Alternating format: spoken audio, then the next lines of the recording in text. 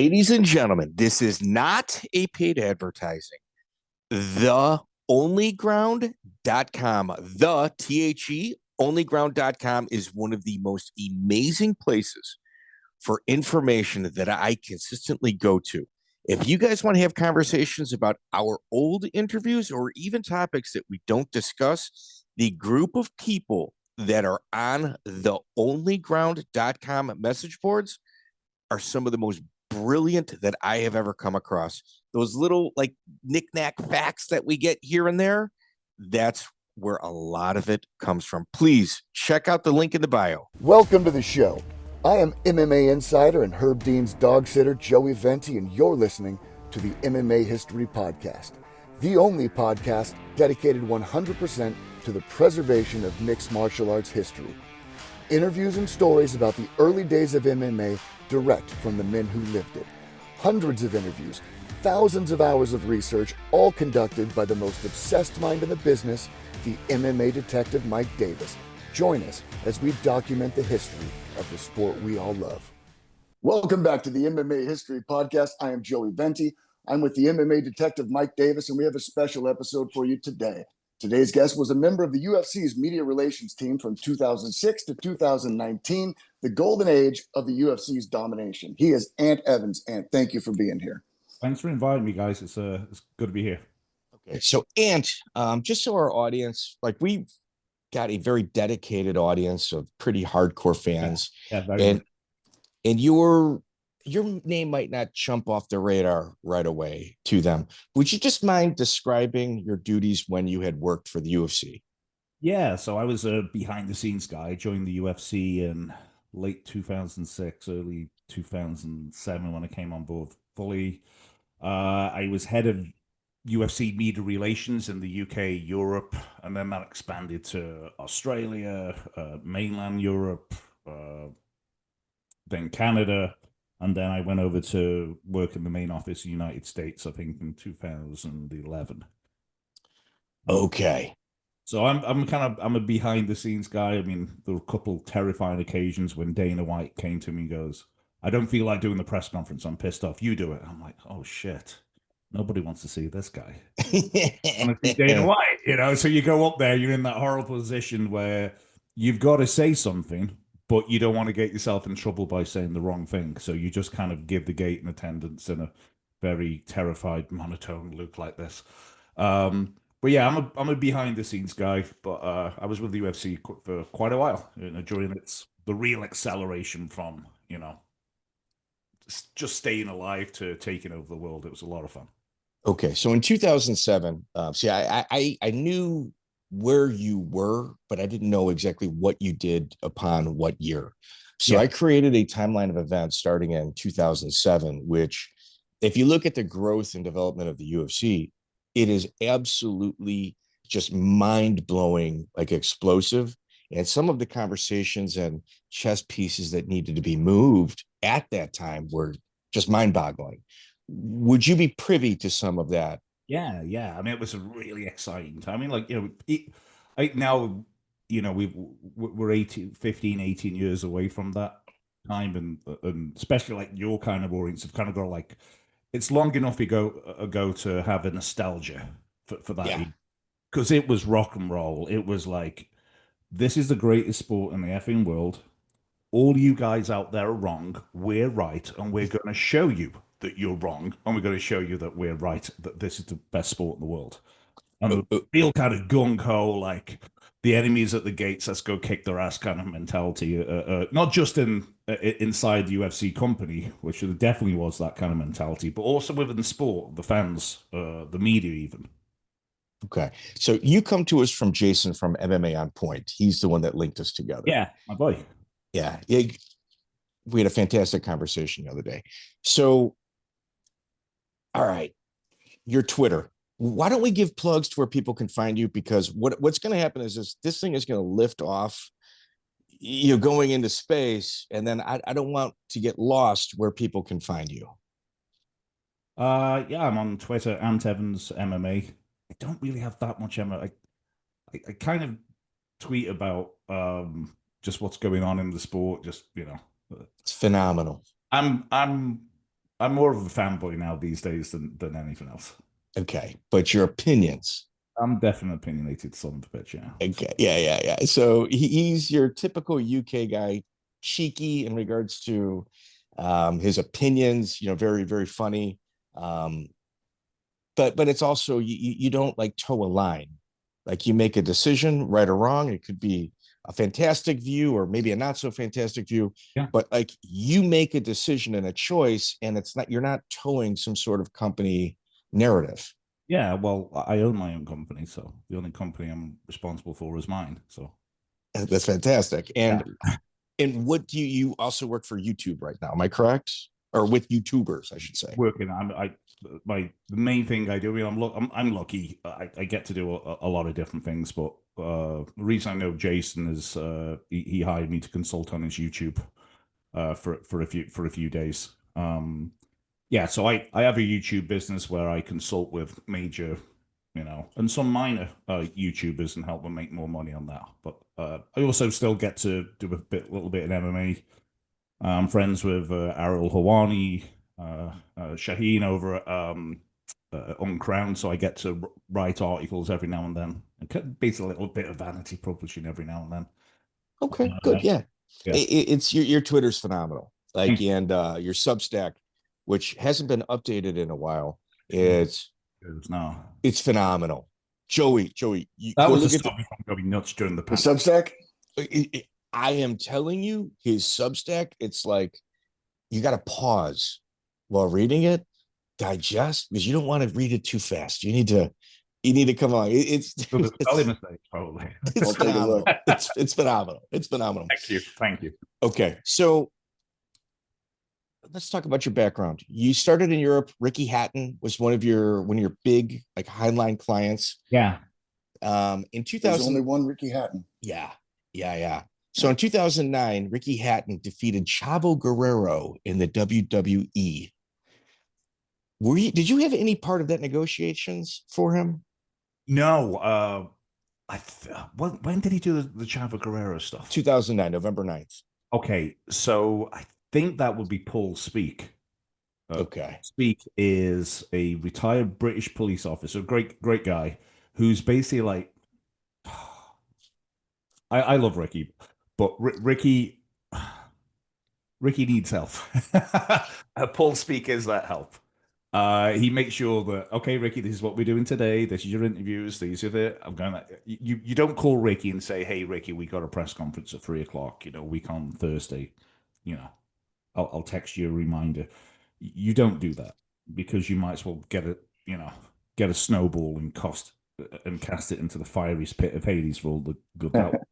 You call Paul Speak and say, okay, Paul, we got Rickey 3 p.m. next Thursday press conference, business attire suit, or he can come with loaded up in sponsors, whatever it is. So Paul Speak would have done that deal back then.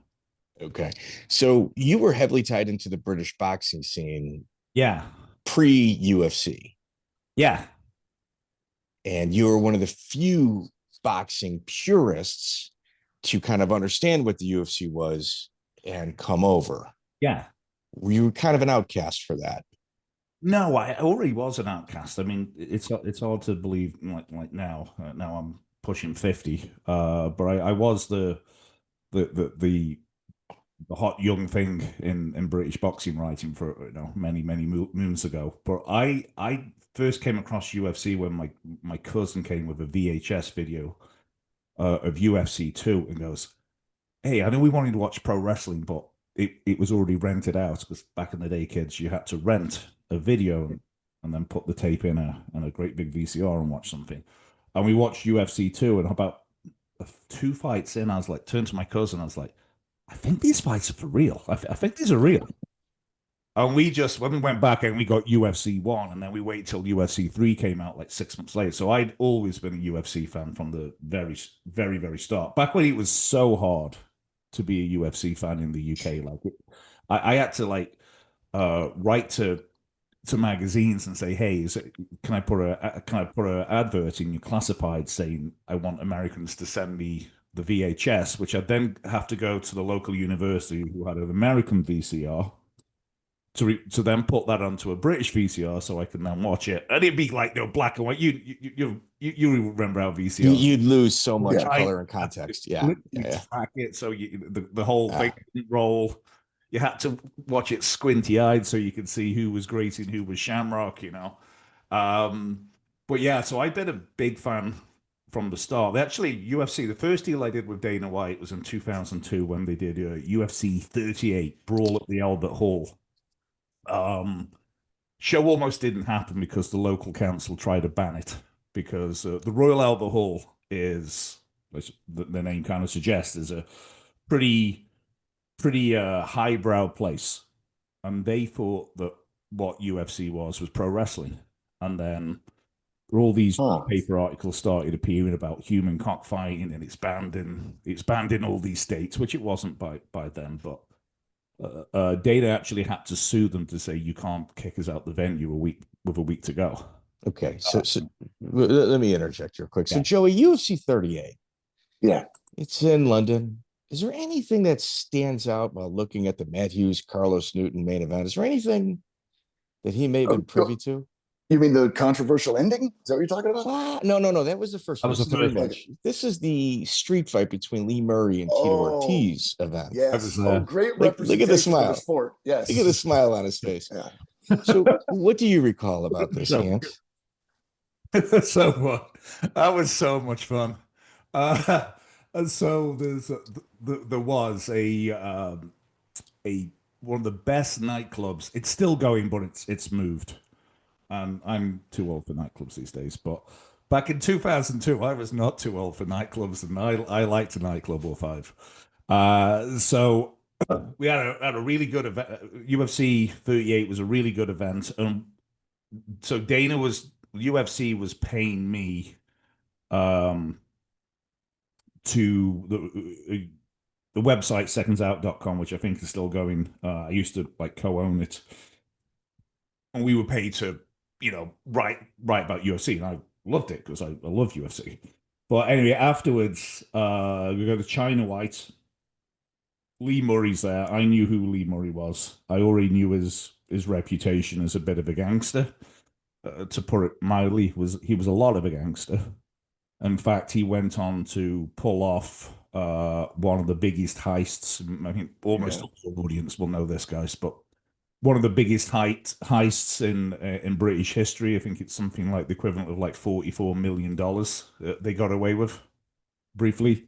Anyway, so we're having a good time, and it's time to kind of get kicked out of the nightclub. They don't quite put the the full bright lights up, so when you see the girl you've been talking to is actually not as attractive as you imagined. They don't do that, but they do file you out of a side door into which Dana and Chuck Liddell and Tito Ortiz for years are saying is an alley. It's not an alley. It's just that London's a very, very old town, and some of the streets are very narrow because the Romans built them 2,000 years ago. So we all get filed out, and I did see a little bit horsing around with guys jumping on each other's backs. And I thought it was Matt Hughes. It wasn't. It was Matt Hughes' twin. There's a pushing and shoving match starts going, and then turn around again, and all of a sudden Tito Ortiz and Lee Murray are in a fight. And I've spoken to Tito about it years later. Tito is adamant that he had dress shoes, so he slipped. I can confirm that he had no footing, but Lee Murray definitely decked him. Definitely decked him flat down. And then most of you, we're all guys. If a fight breaks out, it just kind of chain reacts, and all of a sudden I can see the chain reaction coming towards me. I'm like, fuck this. I got to drive home. I hadn't drunk, by the way. I've got to drive home 2.5 hours. I'm not driving home with two black eyes, getting punched by UFC fighters. So I go out, I head towards the main street, and I see Chuck Liddell, he's in a fucking cartoon, just laying people out, boom, he's dead. Boom, he's dead. And they're just dropping shots. Can you imagine? Years later, I'd be so happy. Oh, no, Chuck knocked me out. It was in this alley. I think I'd like that story. You know, no legal. I'm good. Maybe that's what happened because after the third guy, like imagine being the fourth guy, you just Oh see my god. mohawk head tattooed guy just lay out three guys like he shot them with a shotgun, like to the nose, and you think. I'll take a chance with that. Like, Yeah. and the fourth guy that gets folded like it. Like, who does that? The funniest thing I asked Chuck about this year is like, 'cause I didn't know Chuck then, is the cops are coming, and in the distance, you know, with his huge shoulders, and he's wearing a really nice shirt. Chuck, he wasn't in the old t-shirt. He's got hold of this gorgeous brunette girl's hand. I'm like, did he just lay people out in front of his girlfriend like that? And I said, like, hey man, who was that hot girl? And he just looked at me like I had two heads. I was like, what do you mean, man? I was like, well, you laid out those 4 or 5 guys, whatever it was. I liked it. I only saw the first 3 or 4. But then in the distance, walking past the cops, I see you arm in arm with this girl. Where'd you get the girl? He goes, oh, he goes, you got to think strategically. He goes, mohawk, head tattoos, you know, I look like a thug. You see a load of like people like rolling around on the floor with their teeth knocked out. Who the cop's going to arrest first? Me. So what I did is I turned to the hottest girl I could see and go, hey, can I take you to breakfast? And I don't want it. Whatever that dude's got, he's got plenty of it. She said yes. Just met this chat. And he basically used her as like a mirage of respectability to walk past the cops and escape. And he goes, did you go to breakfast with it? He goes, I can't remember. But he got past the cops. So we interviewed our last drop or 2 drops ago was Jason Von Flew, and he recalls a story where they fight Navy SEALs 2 times. And usually with street fights, things get a little exaggerated, or, you know, instead of 1 guy, it becomes 10 guys. Yeah. So my mental illness takes me down a rabbit hole. Yeah. No. It was actual Navy SEALs. Like it was confirmed 100%. And the Navy SEALs came back a couple of years later when they knew Chuck would be at the bar again, and they had round 2. I mean, it was like, oh, shit. So the people he was dropping were Navy SEAls? Yes, it was actual Navy SEAls. Oh, so that's why they kept coming, because he was knocking out the teammates. And it was just like a handshake. Like, who's going to be the 3rd or 4th guy to go near that? Like, I'll go fight someone else. Oh, no. The Navy SEAls was in San Diego. He's in San Diego. Oh, okay. Yeah, okay. Like Chuck had dozens of street fights where he's just like, I just don't, you're just not a big deal. You know, just what you're supposed to do. I mean, he had an exit strategy in place. Yeah, really. That's how often he's had to walk away from, like, you know, an alley full of half dead bodies. Yeah. So we're talking about politics within boxing is much more toxic than politics within mixed martial arts at this time, with the exception is mixed martial arts, like I guess the social circles are much smaller than boxing. So you're getting paid by the UFC, which would have made you an enemy of your country's largest MMA promotion, Cage Rage, at that time. Am I wrong on that? I mean, I'm guessing. Not wrong on that.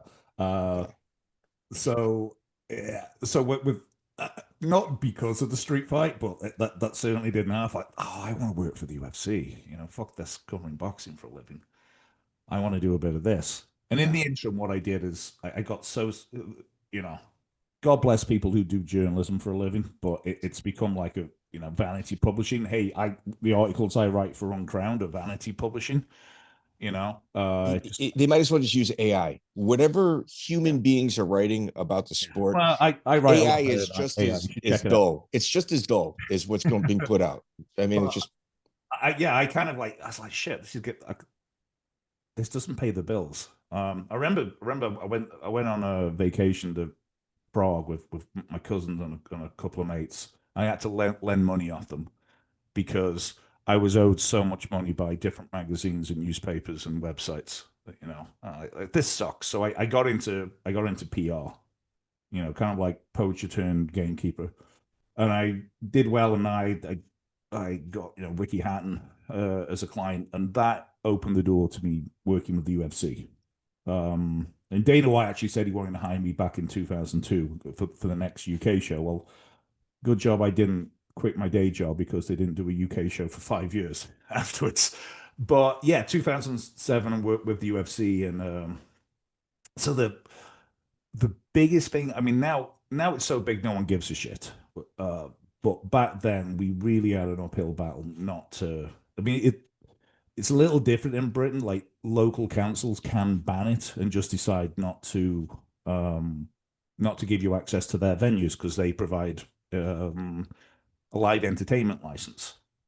And that's serious. Like right now, I think Marilyn Manson, like literally right now in 2025, like because of some of the allegations about him that are pretty on the gross side, he's really struggling to have venues give him a license to have his concerts in the UK. Like an ethics clause. Well, it's not. Yeah, it's down to people, like some ordinary people, saying, "Do we want this type of person in our event?" But we're just not going to give you. You own the arena, you know.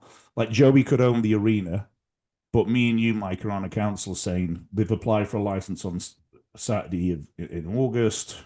No, we're not having this guy here. He's a okay. Or that cage fight and stuff. What kind of people are that going to draw to our town? Fuck that. You know, we're going to deny. Yeah, we'd rather have no-go areas in our own city rather than allow a cage fight in a building. Yeah. Exactly. And Cage Rage's whole way of promotion, which was successful to a point, was like it's blood and guts, it's spit and steroids. It was very gangstery. Very, very gangstery. And not just because Lee Murray and crew were there, but like I went to a lot of their shows. Like it was a gangster's paradise.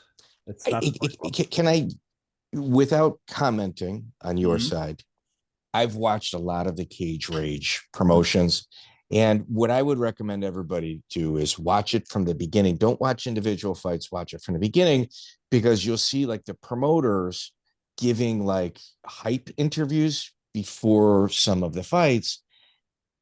They can't line their jaws up. They're profusely sweating.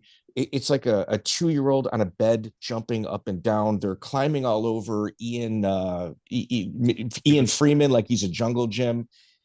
Like, yeah, there's been several fighters from the UK who I've got their names listed that have had issues with the law in regards to trafficking illegal substances. Yes. I believe those same substances were present at these events. So even if they didn't partake, just walking through the arena, you just got high by osmosis. There were so many coked up people at ringside. But yeah, it was. I mean, I again because it's 20 years ago, you get kind of like a bit of nostalgia and fondness. I mean, what they did do is they did run a successful MMA promotion at a time when MMA wasn't a thing in the UK. They did bring Anderson Silva there. They brought Vitor Belfort there, you know.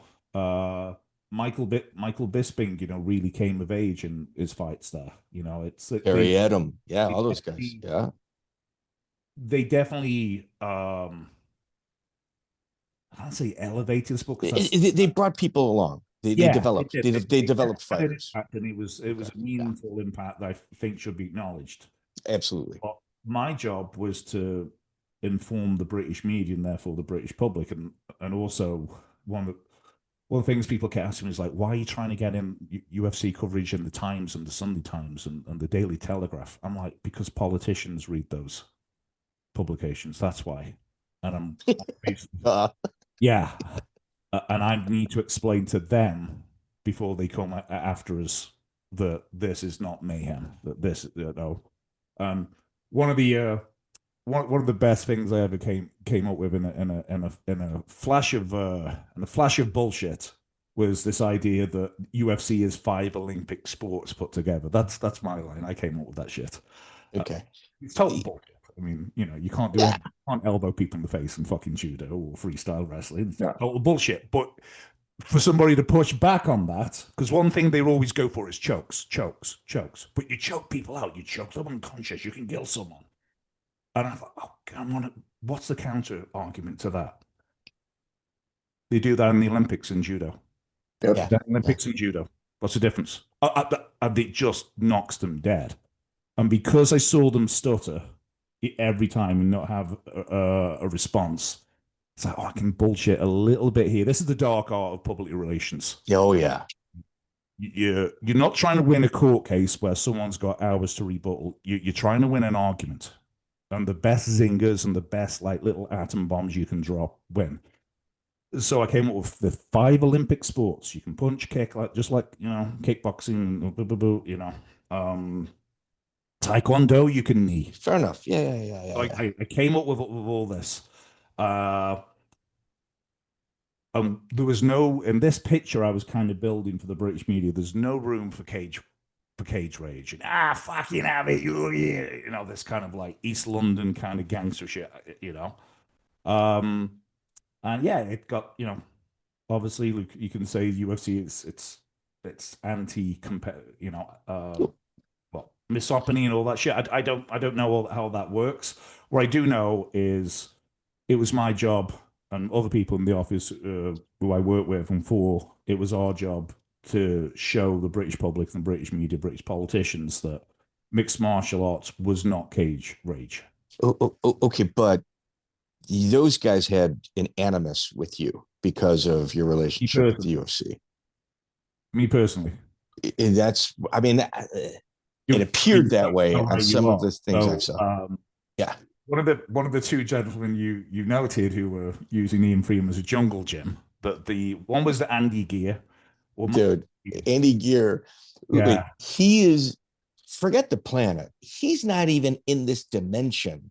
Yeah. On in the pre-fight interviews, like when we had Brad Pickett on, I mean, I'm like, hey Brad, tell us about what were those pre-fight interviews like? And he's like, oh, that's probably something we shouldn't talk about. From what I know, Andy, I don't know if it's Greer or Geer. Is he alive still? I mean, let's hope so. I mean, Yeah. I mean, wouldn't be shocked if he. No, it's 50. It's a coin toss. I wouldn't be surprised if he was alive in 1,000 years. But he put his own money into this, and God bless him. Anyone who wants to put their own money into a business, anyone who wants to put their own money into growing the sport of mixed martial arts, I don't have a ton of bad things to say. Agree. So O'Donnell, who I actually kind of like, Dave O'Donnell. Yeah, Dave O'Donnell was the other one. I actually kind of like him because how can you fail to? And Michael Bisping told me things like Dave O'Donnell saw the first fight he had in Cage Rage. Dave O'Donnell came and goes, "Hey, fucking hell, you had a lot of cheers." He goes, "Yeah, well, I got a big family and I brought 2 buses down from Clitheroe in north of England. You brought 2 buses down. How many's on the bus?" He was like, "I don't know, like 160 people." And Dave put his hand in his pocket right there and then and gave Bisping an extra £3,000, which back then £3,000 might as well have been £3 million to Mike. Even today, and Bisping was a dock worker, barely making ends meet at that time. Yeah, he was barely making ends meet, Bisping. Wait, before we get too far off course, bro, I know you want to hear this. Okay. Dave O'Donnell did call me up, I think New Year's Day 2008, and threatened to have me beaten up.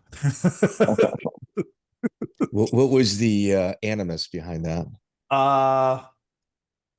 Everywhere. So hey, this is my job, and this is I was doing what's best for the UFC. I was doing what, quite honestly, was best for mixed martial arts. Whenever if somebody would ever say, "Oh, we're going to cover Cage Rage," I'd be like, "Oh, why don't you come cover this instead? It's bigger. That we can fly you out to Las Vegas, and we can you can come to meet Dana White, and we'll take you out to Nobu Sushi. We'll roll out the red carpet for you." And obviously the implication there is don't cover Cage Rage. So obviously they found it harder and harder and harder and harder going. So they didn't have the resources or quite honestly, the tactical know-how to counteract that. So what he did have, or what he thought he had, was physical threats. So he called me and threatened to send some people to beat me up. And me being a bit of a dick, I was like, "Well, don't send any of your light heavyweights. They all fucking suck." Oh. Yeah. We're going to escalate this. Yeah. Yeah. But I saw Dave when Fight Pass bought the Cage Rage library. Yeah. Dave O'Donnell was talking to me, and I was like, "You don't remember me, do you, Dave?" He goes, "Yeah, did you just come to one of our shows?" I said, "Yeah, but you don't know me from there. You know me from calling me up one Christmas day and threatening to have me beaten up." He went, "I'm sorry, mate. It was just I was like, mate, it's all good. I've got a little anecdote that I've told a million times to a chokehold. It's all good, Dave. It's okay. It really is." Yeah. Well, he was Yeah. happy. He got a chunk of money for the Cage Rage library, Good. which I hope so, yeah, because the money he put in, probably he yeah, lost more than he got back. I mean, I think we can all agree on that. yeah. And he's still I think certainly up until like 4 years ago, he's still promoting MMA. All right. Before this gets lost. Mm-hmm. So you had mentioned that Dana in 2002 is, at that Royal Albert Hall is Mm-hmm. when you guys connected and you formed a bond. And if you look at Dana and his relationships, it's one of David, those. I was never his friend. He'd probably say I'm okay with that. But that. I don't think Dana has friends. He has people that either prove their loyalty or they prove they're not loyal or they're in between. There's the three. And once you cross that first threshold, you're golden. So there was a rumor that there was a video of the Ortiz Lee Murray fight. And I'm only telling you from my couch, the internet. At the time, it was no, the UFC bought the video and they destroyed it. Can you confirm that may have happened Oh, or even existed? I mean, so that comes from you would think that they'd have CCTV on the side entrance to China White. I don't. I've only heard rumors. What I can say is like if the UFC did now, it's what's likely. So you said two things. One, the UFC bought it. Like Okay. I'm speculating here. If that is likely. Um, why do I think that? So, I was with Forrest Griffin in when it was the year. It was the night before Bisping fought Anderson Silva in London. And Forrest Griffin's retired, and we were in a bar, and someone came up to Forrest, and it's like, "Hey, can you choke me out?" And I see it happening. I'm like, "Holy fucking shit!" Everyone's got their phones out, and the guy goes out. Forrest catches him. It's okay. But I went over to the guy. And I was like, "I need you to delete that video." I was like, "I can't have that." Forrest Griffin. It's like, "I need you to delete that." And I offered him money, and he goes, "You know what? If you're that nervous about it, like, I'll delete it." And he showed it. He deleted it. You don't want that going out. Now, is it possible the UFC bought that? Yeah, yeah. There's no fucking way they'd then destroy it. Dana White would not be destroying that. Okay, but my thing with you was like you got to have boots on the ground with local contacts. My tinfoil hat was you were the conduit in No, regards to. no. Okay. It's a fair assumption, though. Would you not agree? I'm not the kind of guy who has contacts with mobbed up nightclubs. Unfortunately, I don't have Okay. that. Don't have But that sexier life. I'm afraid. okay, but it is fair that I Yeah. would have that conclusion. Okay. Yeah. Okay. So Cage Rage, you're their mortal enemy. You're with the UFC and the underground, the UFC, the UK fighters at this time, it seemed like a lot of them were money collectors. And it was where they were kind of involved in nefarious activities. And you saw that obviously with Lee Murray and, a few other guys. Let me see. Was it Rob Boughton? A lot of those guys had history there. How prevalent was, I guess, the underworld with mixed martial arts in the early days of the Yeah, UK? I mean, the thing is, it was one of those things that was definitely there until the day it wasn't. Until as soon as this became like a legit, more of a legit sport, and it was on TV, and there were billboards, and there were advertising on trains, and they were in real newspapers and real magazines. Then real athletes show up, and when real athletes show up, the you know the pint of lager and half a pint of steroid brigade can't compete, so naturally they will then drop off real quick. But early on, yeah, it was very gangsterish. There was a good few of those, and also like even if they weren't gangsters, like just kind of like what in pro wrestling you call carnies, like people who know a little bit of judo, and just say it's Brazilian Jiu-Jitsu, because back then, who really knows the fucking difference? You know, you just get in guard and you hold on, and they say they taught you the guard. You know, there's a lot of bullshit artists, because it's like any gold rush. You know, you get a lot of people who, I'm here first, so I get to say I'm an expert, because there's no experts here yet. So there was definitely a bit of that. I mean, um, you know, the Wolf Slayer, which was the first real professional. Marionetto's gym. Yeah, that was. I mean, he did fuck all. I never, you know, all I ever saw him do was read the newspaper there. I've attempted to get interviews with this guy about 5 times. He's agreed, and then I can't get him. So he's not real good at interviews either. Every fighter from Quinton Rampage Jackson to Michael Bisping will tell you, like, they were like, why am I paying Marionetto? Like, he does nothing but read the newspaper. He does nothing. You're like, just because I'm breathing the same air that he is, I'm not getting better at jiu-jitsu. But yeah, you know, that had ties to the Liverpool underworld, you know. Paul Kelly, who I like very, very much. Try to get him twice. Yeah, I like him very, very much. You know, he went on, and remember, the newspaper report was like he was a criminal mastermind. I'm like, fucking Paul Kelly is not. He might be a criminal. He's no one's idea of a fucking mastermind. So, I mean, then again, he did get caught, so maybe he's trying to be a mastermind. But yeah, there was definitely a couple of characters, should we say? Characters. So that's what we'll go with. I'm involved with a group of people that they're pitching different ideas to major outlets. And, you know, one of the things is just these crazy underworld mixed martial arts stories. And of course, you got the Dutch, which we've covered extensively. You got Gerald Streebent, Rafael Torre, phenomenal story. But the early UK scene that you just mentioned, is also incredibly fascinating. Yeah. It was you know, even there was a website called MMAB that some couple of weirdos kids put together, and they took out bank loans and sponsored like gyms so they had access. It was like the Wild West. It really is like the Wild West, where you know there's gold there or silver there in the mountains, and the craziest kind of wannabes, bullshit artists, and everything in between kind of rose to the top all at once and settled like a massive rolling, rambling circus of crazy people are all there. Dude, it was great. It was a lot of fun. It is the golden era of mixed martial arts. So let me get on your timeline a little bit, because like I could bullshit with you all day long in regards to this stuff. So in 2006, late 2006 is when you came over to start working with UFC. Yeah. So Diego Sanchez and Parisyan was the fight of the year that year. Did you have much relations with Caro? No, none at all.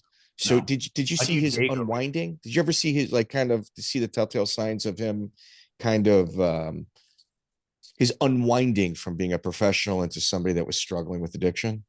With Diego? No, well, both, but Caro Parisyan. No, I didn't really. He fought on a couple of cards I worked, but I never Okay. so. Yeah, I mean, Okay. it's weird. So the more I was with the UFC, the more they they noticed that the more eccentric the fighter, the more they liked me. So I kind of like was always assigned people like Rampage Jackson, Michael Bisping, Dan Hardy. The more willful the personality, the more likely they put on me. Which at the time, Parisyan, like, no, he was. I mean, he wasn't in that many main events, so he just wasn't put on my radar. It's stuff like Rampage, like, and Rampage just says he's not going to go to do the press conference. Call him. I'm like, what do you think? Magic? You know, do I have a Zuther credit card that I just pay people to show? Like, what do you want me to do? It's like, they listen to you. You're the asshole whisperer. No, the asshole whisperer. That's direct quote from Dana. You're the asshole whisperer. I'm like, that sounds like something you do in a nightclub in San Diego, but okay. So right around this time, also Nick Diaz was having issues showing. I mean, he's got social anxiety disorder, and they're punishing him for smoking weed. The one thing that for sure can chill out the Diaz brothers. Yeah. I work with Nick a lot. Like,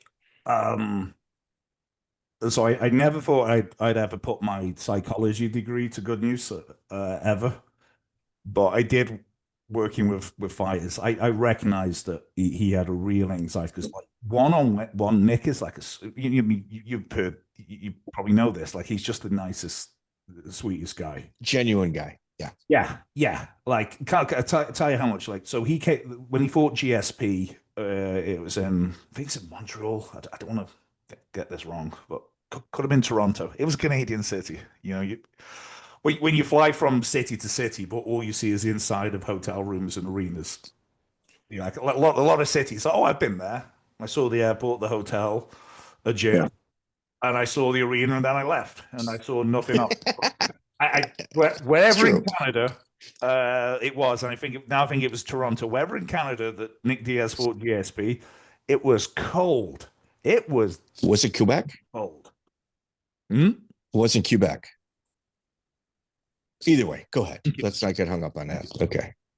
But Nick, he showed up in a t-shirt. So, you know, I was like, hey, do you have a jacket? Do you have a coat? And he looked at me like I had two heads. I'm like, I'm going to go, what's your size? I'm going to get you a jacket. I'm going to get, it's like, just to wear because no, you don't need to do that for me. I'm like, yeah. I was like, you're going to get sick. Yeah. I was like, he's like, oh, I don't want to cause any trouble. I was like, okay, here's the trouble, Nick. Like my job, like you can say no to Dana White because you Nick Diaz. I can't say no. He's my boss. If he hears that I've been taking you around town in like sub-zero temperatures with a t-shirt and you get a cold and the fight gets cancelled or you can't fight very well in the fight, I'm in a world of shit. Can you please come with me to get a jacket? So that, like, we kind of bonded over that. And even then, he would just leave the jacket in the hotel room because he's Nick Diaz. But yeah, clearly had social anxiety. I'm like, I don't want to talk about any of the other PR people, but I got there once. Nick's back is in the tough gym, and Nick's back is against the wall like this, and he's surrounded by people, surrounded by humans, like handing stuff to him. You know, like with dictaphones, and microphones, and cameras. So I basically push my way in there and like interrupt the interview. Everyone's like flipping out on me, like Kevin Aioli's like rolling his eyes at me. I was like, guys, I need to talk to Nick for a second. So I was like, Nick, I apologize that happened. I'm going to give you a list of yes nos, and it's up to you, but you've got to do two of them. I was like, would you want to stay in this? We're in Dana White's office in the tough room, and it's only about as big as the room I'm in now. Just, you know, it's like by 10. Can't get that many people in there. I was like, if you sit here behind the desk and I put the press in front of the desk, so there's that degree of separation, and they'll only be able to fit 5 or 6 in here, and then we do it again. Now they're going to ask you the same exact questions over and over. But is that better than going out there again? He goes, fuck yeah. So we did that because you've got to meet fighters. Like it's an odd thing, you know, talking about yourself. Like right now, like I don't enjoy talking. I'm fucking British, man. I don't enjoy talking about myself. I like telling stories about people I think are interesting. But it's an odd thing to be asked about yourself over and over for an hour by multiple people. It's an odd thing that we've kind of normalized in this celebrity culture we've developed over the last 50, 60, 70 years. But you got to remember, it's still odd. People do that. You put them in an odd situation and they don't know how to act. That's why it's easier now. You see the proliferation of trash talk now in public relations, because that's easier. It's easier to play a character and just say the dumbest thing that comes to your head. But you're not really being authentic. And that's what the reason it doesn't land is because it's not authentic. And we can tell it's just bullshit. You can tell it's just shock tactics. So you said it, we can get people to, when you get the art of public relations is showing people who this guy is, and then letting the public decide if they want that guy to win or lose. Okay. So in December of the first year that you started, Chuck Liddell was champion, and it was versus Tito Ortiz. That was the December 30th, 2006 year end. Tito Ortiz and Dana White had a phenomenal relationship when he was beating up Ken Shamrock every other month. Yeah. But then when Chuck Liddell comes in, the relationship falls apart. What do you recall? How would you quantify the relationship between Dana and Tito through your eyes? It was an animus that you can only have for somebody that you used to really get along with. That's we've all had a friend that we fell out, whether it's over a girl, whether it's over money. And this one was about money, and Tio felt betrayed. Like Tio, like in a lot of ways, is a man. I hope he doesn't mind, because I like Tio very much. He's a man who's constantly in search of a family. Is what I think Tito Ortiz is. He's constantly in search of a family, father figure or a family. Okay, yeah. And Dana White was a big brother to him. It's like, okay, I know a little bit about the world. I can manage you. I can get you more money. I can take care of you. I can take care of this aspect of your life. And then Dana's like, hey, I can't do that anymore because it's a conflict of interest. I can't be your manager and your promoter. If I negotiate with myself on behalf of you, guess who's going to win that negotiation? It's going to be promoting me, not managing me. I can't be your manager anymore. And Tito took that personally. I don't know what else he could have expected, but Tito also recognized what kind of star he was, and he wanted to be compensated more. That none of this is unreasonable from either one of these guys. But it snowballs, and then he says something that slights him, and he says something back that's a little bit worse, and he says in public, it's all public too. And then all of a sudden, gloves are off. Gloves are off. There was an interesting dynamic. It was almost as if Tito is like, no, this is a bank heist. You and I are robbing these people together, and all of a sudden, you're telling me, I'm in this bank alone, and you took off with the car, Yeah. Well, it's kind of worse, even your analogy. It's like Dana going, guess what? I bought the bank. Fair enough. I'm the new bank manager. Security's got your picture for when you walk through that door. Exactly. And, Dana knew Tito's, I think, first wife was friends there. He knew Tito's son that Tito became estranged from. So all these personal things kind of fed into it. But, ultimately, like Dana, that's why I think Francis Ngannou will fight in the UFC, is ultimately Dana will do what's right for business. And, he brought Tito Ortiz back. He got paid a lot of money for, was put in big fights.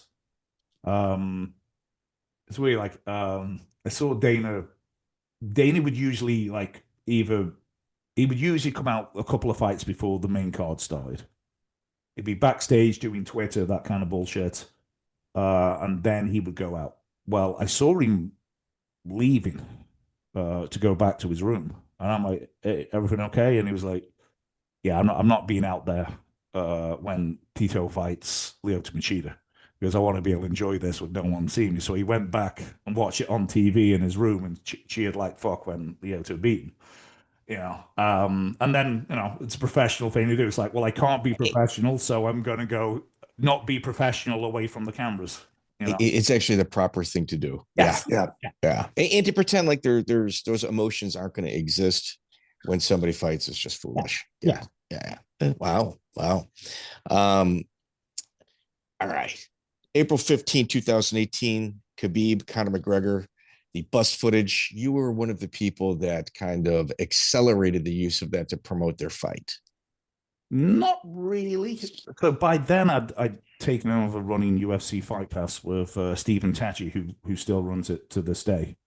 So not really. And thank God I only caught the start of Conor McGregor when he was still kind of reasonable enough to deal with. Before, like, so many mistakes were made on both sides with the way his public persona went on. Oh, okay. So I wasn't there. Obviously, I know a lot of people was there. It was a talk of the office, but I wasn't on the road back then. I did 2007 till about 2014 of being away, most days. And it is cool going to all the shows. but it's also a really young person's gig. I mean, I see people in their 50s still doing it. I'm like, what the fuck are you doing? Yeah, you're talking to me. You're currently talking to me Yep. right now. Yeah. No, it's yeah. And Sure you're was. right. And you're right. Yeah. So I was off the road, so I wasn't part of that. Obviously, I know people like Reed Harris was a really close friend of mine. Chris Provino was a really close friend of mine to this day. They were on that bus. Oh, okay. Well, here, I mean, part of the rollout of that footage was a member of Team McGregor propped open a security door, and that's how kind of all the chaos ensued. That person in McGregor's entourage was never named. Do you feel comfortable saying it? It was actually someone from the UFC who look, who could have predicted that McGregor was doing that? I mean, mate, in retrospect, like he saw footage of he saw that footage on like Thursday, and then they jump on a private jet, like Michael Bisping said at the time, is like, you don't go from Ireland, to New York to JFK Airport quickly. It takes 5-6 hours. At some point over the Atlantic, someone should have said, "Guys, what are we doing? Are we still that amped up? Yeah, we were pissed off when we saw the footage, but everything's okay. The cocaine should wear off by then. Yeah. Or yeah, you think alcohol, drugs, whatever. Yeah, you were drunk the night before.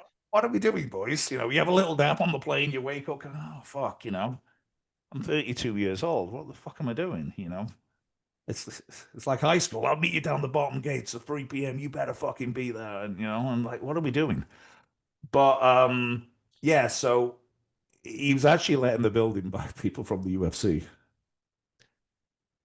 Oh, okay. Yeah. No names. Is that what you're saying? They have names, but oh, yeah. Okay. Fair enough. Yeah, I don't. It's personally embarrassing for him. I don't want to personally. Okay, that's good, and you like him. Okay. Yeah. Can I keep going down this line before I hit? Okay. This is what I don't want. I don't want to, put you off. I've got an interview dropping the week after yours where I asked too many hard questions that were brilliant, and what it did was it almost kind of deflated a little bit. I don't want to do that. Don't give me a truth serum if I don't want to answer. Okay. Fair enough. Fair enough. ADCC and Fight Pass. Oh yeah. They were on Fight Pass, and then they were off Fight Pass, and then they were on it. They did a deal. They did a deal. And then there was an incident in Las Vegas where the deal got dissolved real quick. Yeah. Yeah. You know about that? Maybe. I know about it. Please. Yeah.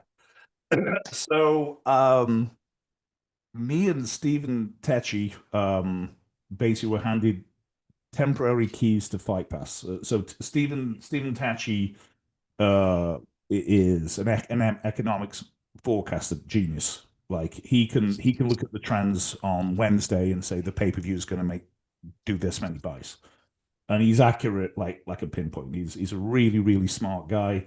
He's actually now a competitive jiu-jitsu player, and I was more like the mad scientist, and he was like the numbers guy. I'd say like Kazushi Sakuraba came to see us, and he's got this idea of tag team BJJ, and it's 5-on-5, and it's like the Survivor Series, which is from the WWE, but it's like real. And he's like, okay, how much?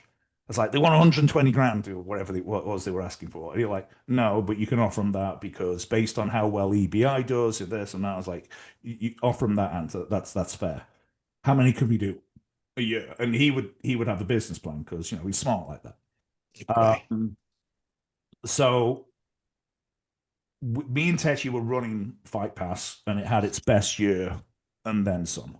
And not just me. There was Paul Owen, who actually went on to, I think, run the WWE network afterwards. Stephen Coyle, a really, really smart guy. Handful of others. It was a small team. Fight Pass is doing so well with such a small team. Like, what I didn't expect, I was expecting like a big raise, promotion, you know, Pat on the back. stuff when you make a lot more money than you were budgeted for. And instead, they're like, guess what? You've got a new boss. I'm like, what do you mean? They're like, yeah, it's great. He's a guy from ESPN. I'm like, ESPN Plus? That fucking sucks.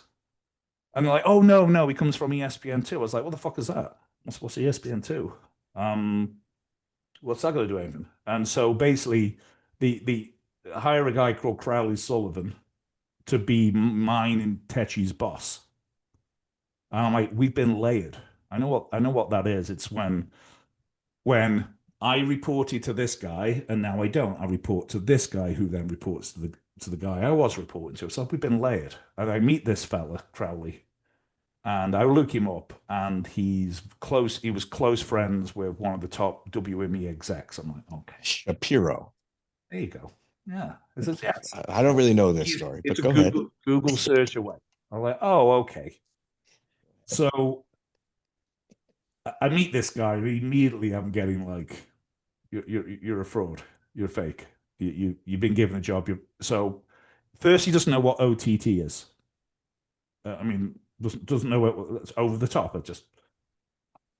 It's like Netflix. It's just an industry term to mean streaming service. He doesn't know what OTT is. He doesn't know what churn is, which is the amount of every month you gain some viewers, but you lose some viewers from the bottom. You gain some, you lose some. You want to gain more than you lose, and that's that whole process is called churn. Never heard that before. Okay, he must be a fight expert, which is ridiculous. You know, of all the people who worked at the UFC, there's like 6 people in UFC history know more about combat sports than I do. Wait. Let me interject here. Yeah. For my audience at home, Ant is a true historian. There's not a lot of us, like the mentally ill true historians. I've read your Substack. I've seen your Twitter. You are a true historian. And I've also had a meeting with Crowley Sullivan, where I was with Chris Lytle, and I had to explain to him who Chris was. Oh. So the head of Fight Pass had no idea who Chris was. And in the middle of our meeting, he said, wait a minute, you're a fighter? Thinking he was just like an independent grind guy. And I'm like, well, you know, he's got 10 post-fight bonuses out of his 20 fights, 50% of them he got bonused by you guys. So I knew there was kind of a learning curve right there from that's very kind of you to say like my that. side. Yeah, yes. The guy was fucking had no business being that. I mean, as bad as that Chris Lytle story just was, I'm gonna have to one up you, okay? Oh, man. Sorry. He was in the room with Chael Sonnen. Oh God. We're talking about Chael Sonnen fighting Anderson Silva in BJJ on Fight Pass exclusive. Anderson said, "That's huge. It's huge." Yeah. Chael's in the room, and I believe it's Stephen Techi is going. Okay, so we got Anderson say yes, and Chael goes, "I don't want to do it, you know, injuries and stuff, but you tell me I've got the chance to fight Anderson again." This is before they had that boxing sparring match, wherever that was, in front of 10 people. And we're going to pay real money for a 10-minute grappling match, real money. And we were going to do like, you know, Anderson versus Chael 3, you know. Not only does Crowley want to just say, we've already talked about that for 5 minutes, let's get on with the agenda and talk about, you know, fucking the logo, or whatever the fuck he wants to talk about. He didn't know it was Chael Sonnen in the room. So Jesus. To recap, this is your combat sport streaming service. He knows nothing about streaming services. Nothing. But he also knows nothing about combat sports. And this is the guy you want to be my boss. Okay. Techi kind of was like, hey man, what can you do? I'm like, tell him fuck off is what I can do. So I did. I was like, this is fucking bullshit. You can promote me. This is fuck. And they're like, well, you know, I guess your time's up here. I'm like, okay, not a problem. So what the fuck's any of this got to do with your question about ADCC? Okay, so Crowley Sullivan, so I can't pronounce his last. So Mohammed, who runs ADCC. Mo Jasmine. Mo Jasmine. Yeah, Mo as he's known to in the track. So they're out. This is years and years after. I've heard this story several times from men. I mean, like, my phone blew up when it happened. You fucking heard, hey, if you and had fucking heard it 5 times by the next day. A little bit of, inconsistencies, but I'll only tell you the consistent parts of what happened. So Crowley goes out with Mo and the team and all that. And this is a huge deal. Like Flow Grappling, their anchor is ADCC, yes. And their anchor is about to go over to the UFC. This is a monster move. Yes. So me and Stephen Tachi wanted to go after Flow Grappling in the worst way. In the worst way, we wanted to just smash them. We needed to get the crown jewel. And finally, years after I left, and Crowley had been in charge. I mean, really, Stephen Tachi ran this all along. He ran Fight Pass after, he ran it with me, and then he ran it by himself with Crowley Sullivan taking credit for his work and his and the team's work. That's what happened.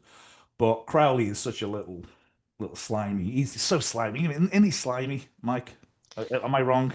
Well, I was being very kind in our interview, and after I had gotten off the phone with him, Chris and I talked for about an hour in regards to our disbelief of the exchange of information and lack of knowledge. Yes. Yeah. Like an actual 1 hour phone conversation. Yeah. I mean, you kind of sidestepped the slime. I thought you said, we went, Chris basically. Well, it's the only way you get there. Like if you know nothing, the only way to slide in a position like that is like what you described. Yeah. Yeah. So, but at this meeting, they put out the press release. We've taken Abu Dhabi now on Fight Pass now as every major BJJ in the world, blah, blah, blah, kicking ass. Woohoo! That's a press release. And then Crowley, so I heard he mistakes Mo's wife for a prostitute. His girlfriend. Yeah. Girlfriend. For a prostitute. Okay. So what does that mean? I don't know, man. Like, does he make an offer? Somebody tried to fuck my girlfriend in front of me for money. I probably wouldn't want to be in business with them anymore. And that's what happened. Yeah. Joey, there's very few people in the industry that know this story. So change that. Yeah. In essence, what takes place is Mo goes there, and Mo's got a beautiful girlfriend. I've never met Mo. He and I've communicated on Instagram a few times. He was dealing with an issue with a jiu-jitsu fighter, and I was thanking him for taking the high road and showing exactly the type of fortitude somebody has when dealing with adversity. And that's the extent of my conversations with Mo. He's got a beautiful girlfriend, and I heard it went south quick, and I've heard iterations that like he was overly flirtatious with her, that he propositioned. Whatever the truth is, believe it was a gift. Yeah, I've heard that version too. I've heard that version too. I do know that Crowley was either recently divorced or was going through a divorce or about to divorced. I mean. This is the motherfucker that when literally had me staying late till 9 p.m. the day, knowing full well I was getting fired the next day. So, yeah. So fuck that guy. He never should have been there. He never should have been there. He had no business there. He was only hired because of his, college buddy Shapiro, wherever the relationship was. And UFC needs to hire. One of the things that made UFC so effective in the real growth era is almost everybody was a fight person. Or if they weren't a fight person, they could adapt. Could adapt. Yeah. Now you've got a lot of Hollywood goons who like, oh, I didn't mean to offend him. Maybe I can send him an edible arrangement to say sorry. Like, no, motherfucker, he's a fighter. You can't do that.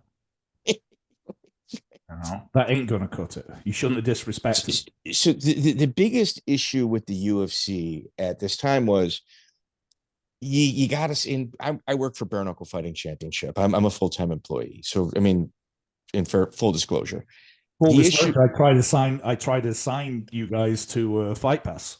I knew there was a conversation that took place, no, which would have been absolutely brilliant. I ultimately, funny, like it's actually Dana White who said no. There's actually Dana who says, you've signed this left way shit with headbutts. I'm okay with that, but bare knuckle boxing, I don't like it. Well, and God bless him, clearly changed his mind. But yeah, we had BKFC on Fight Pass 7-8 years ago. The biggest issue that people on the administrative side have is you got to train somebody, and you can't train somebody to know the sport. But the people that do know the sport that want to work for you, more often than not, they're cringy fanboys. Yeah. And it's like, no, man, you gotta level up. We're on the administrative side. We're going to meet together and we're going to move forward. And it's a very difficult puzzle to solve. Yeah. Yeah. Even drivers, even a friggin' driver, you got to pay him 6 figures just so you got a 6-figure guy doing a job well below his means in terms of ability, but it's handled professionally. Right? Exactly. They do. Yeah. Oh, yeah. Yeah. Yeah. April 5th, 2007. No. March of 2007. You're hanging out with the UFC. You're doing your thing. Then the announcement comes that they buy Pride. Yeah. Fucking the world exploded when that took place. Yeah. Yeah, that was Take us through your recollection of that time, please. Well, so I'd worked for the UFC on a retainer for about 6 months, and so I think the day I joined the company fully, they said, "Hey, we don't want to have you with a contract. We need you as a full-time employee." And I got a good deal out of it, but so I wasn't quite an employee, but I was in and around the UK office at the time, and we were watching me and Marshall's last night, Jackie Parisyan, Dave Lewis, who ran the UFC, Nick Shack. I think that was it. I think that was all of us, and the accountant, Cheryl, the accountant who paid the invoices. We just watching the announcement, and Dana's there with that 40-foot wide shit-eating grin, just having it's like finally vanquishing Pride, who double-crossed him multiple times. We're like, I was, oh, why won't Dana White co-promote? I was like, well, he tried it, and they double fucked him multiple times, and maybe that's why, and the fact that he doesn't need anyone anymore. But yeah, I mean, that obviously seismic shift. It's like, I'm sure your audience knows Pride, but it's difficult for a modern audience to know just how, because if you like, let's say, say you're reasonably tenured and you've been a UFC fan and MMA fan now for 10 years, you've basically seen the UFC's version of MMA. You've seen the cage, you've seen the 3 5-minute rounds, 5 5-minute rounds for titles, the entrances, you've seen the same thing. Pride was not that. Pride was a completely different species of MMA. It's a circus. Yeah. Completely different species. Bring out the big top. Yeah, everything was different. Yeah. The rules were different. The weight classes were different. Time. Yeah. 10 minutes, 1 round, 5 minutes, second round. Yeah. Make it, or hey, we can do. How about we do that? Wait, steroids? Yeah, we don't know what those are. We're not going to test for those. We don't test until we go to Vegas and everybody's positive. Yeah, right. Yeah. And then it was in the it's long since been leaked out that the contracts is like, it's actually in the contract. We're not going to test you for steroids. It's in their contract. Not even like, oh, by the way, thanks for joining, Joey. But just so you know, Joey, we're not going to test you for steroids. No, it's in the contract in black and white. Yeah. We stand by that. We stand by that statement. Okay, we stand by it. I miss those days. Yes. Yeah. I mean, you always got to kind of like balance it if it's just nostalgia, kicking. Yeah. But you think, no, that was fucking tremendous stuff. That was incredible. Those shows were awesome. The fighters were that was so good. Yeah, the one thing that really stood out about that transaction was that the UFC had a phenomenal ability to contain leaks. It was really good. Like that was not leaked out. Inquests about leaks. at the time. I remember I was point blank accused of leaking the Stephan Bonner Anderson Silva fight to Ariel Helwani. I was point blank accused in a meeting of leaking it because I'm friends of Ariel. You're talking about the steroid, was it Androstone or whatever? No, just the actual fight. So yeah, Oh. just that people within the UFC thought that we leaked. The problem is if a manager knows, it's in the manager's. The manager also wants to curry favor with an Ariel Helwani or with a John Morgan or back in a Kevin Iole. So then the manager will leak it because it's in his best interest to leak it. Because then, hey, I'm going to tell you about what's happening with my world title contender. Maybe I'll call you in a few weeks and you can do a story on my guy who's trying to get in the UFC. Because that's the currency that managers. So yeah, just appreciate that. You think that we didn't have that many leaks back in the day? We actually probably did better than most promotions, but it was. You did very good. You did very good. It was still a problem with stuff leaking. But that, how it got laid out, you guys kept that under wraps. Yeah, it was very, very good. People in the company knew about it. Very few people in the company knew about it. So back in the day, I don't know if you remember Fight Sport. It was like .uk or OC, or it was like the rival message board to like what the UFC would kind of, I guess, toe the line for the UFC. And they would drop these bombs of what was happening in the office of the UFC. Do you remember Fight Sport? Yeah. Yes? Yeah, I do. Yeah. Okay. So I actually tracked down one of the moderators a few years ago, and he would not talk to me through a phone. It had to be through some voice modulator. Well, like I'm not kidding. And I said, I'm like, so how did you guys get all of those leaks? Because they would drop these leaks from the UFC, and then like Dana White, Bruce Buffer, they would all be on there like contesting what was said. Do you remember any of this? I do remember this. Yeah. Do you know how he told me? Wow, I don't believe he lied to me. Do you know how they got that information? So Ryan Bennett was one of the guys that got fired for leaking back in the day. Rest in peace, Ryan Bennett. Yeah. And I don't know this personally. I just kind of am reading between the lines of press releases and through mutual friends.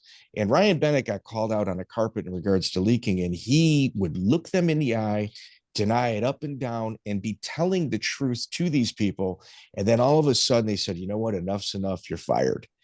And what happened was Ryan Bennett would go on there defending the UFC, and the password that he registered for the website was the same password for his UFC email.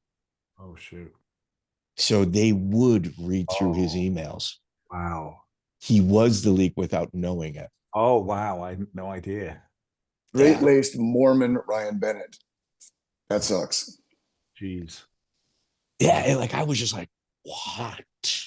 And I'm going to tell you, I think I know who the mastermind behind it is. I don't want to say the name. I am 99.9% sure, based on the conversation that took place, I have pinpointed it, and the person lives in the United States. Yes. So that lines up because I know Damon Martin was friends with Ryan Bennett. And on the anniversaries of Ryan Bennett's death, David Martin, on the 5th and the 10th and the 15th, he does an article, commemorating his friend's passing. Just so everybody understands, Ryan Bennett, this is not of a fault of his own. It was just an error. I mean, I guess it was his fault, but it was an error on his end. And Ryan Bennett was the real deal. Like I had Wes Sims was a friend of mine at one point. He fought for free, turned down like a $60,000 payday to fight for free in order that, that the money for charity went to Bennett's family. Like he was beloved by the community. Yeah, he was. The way like Damon Martin would always like try and get quotes from Dana, like, hey, he was a great guy, he's contributed, just a vanilla, and Dana would be so reluctant to say, oh yeah, well, it's that's why. And I'm not sure he was leaking. Well, Dana knew he was leaking. It was just Bennett didn't know. Yeah. So that's where it comes from. That's where it comes from. That's why Ryan Bennett here, this transitions us. We haven't even started 2007. I'm in March of 2007, and we're like over an hour in. Okay, we're gonna take our time. So you also,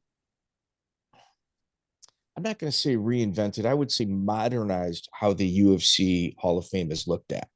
Yes. Yeah, that's one of the things. My time in the UFC. That's one of the things. That's my baby. I mean, you talk about my Twitter. Like, if you want to trigger me on a bad day, if I haven't had my coffee yet, say something bad about the Hall of Fame. I dare you, and I'll come after you like a yeah. And I was talking to Joey earlier. Joey's like, there's not much about public knowledge about this guy, and I'm like, well, here he's in the UFC. I made a timeline of every crazy thing that happened that he had to have known about, as well as the UFC Hall of Fame, which is absolutely brilliant.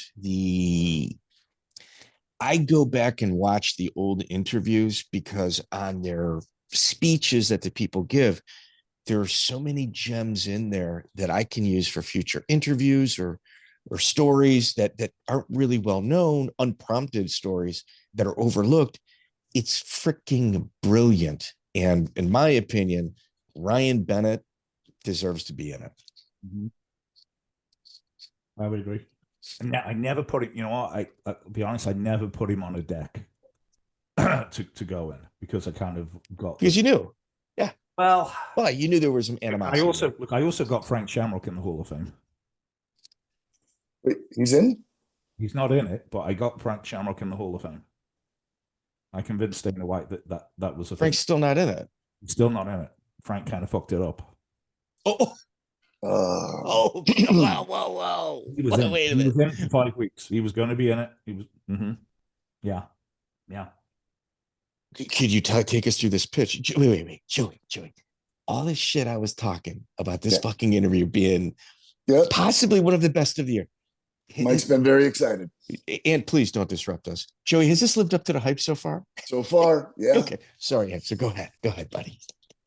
Your audience is the only people who care about it. No, dude, we're all mentally ill. Yes. So I probably the UFC Hall of Fame. So I had penis envy for the WWE Hall of Fame. I'm a big WWE guy. The WWE Hall of Fame, the ceremony is fantastic.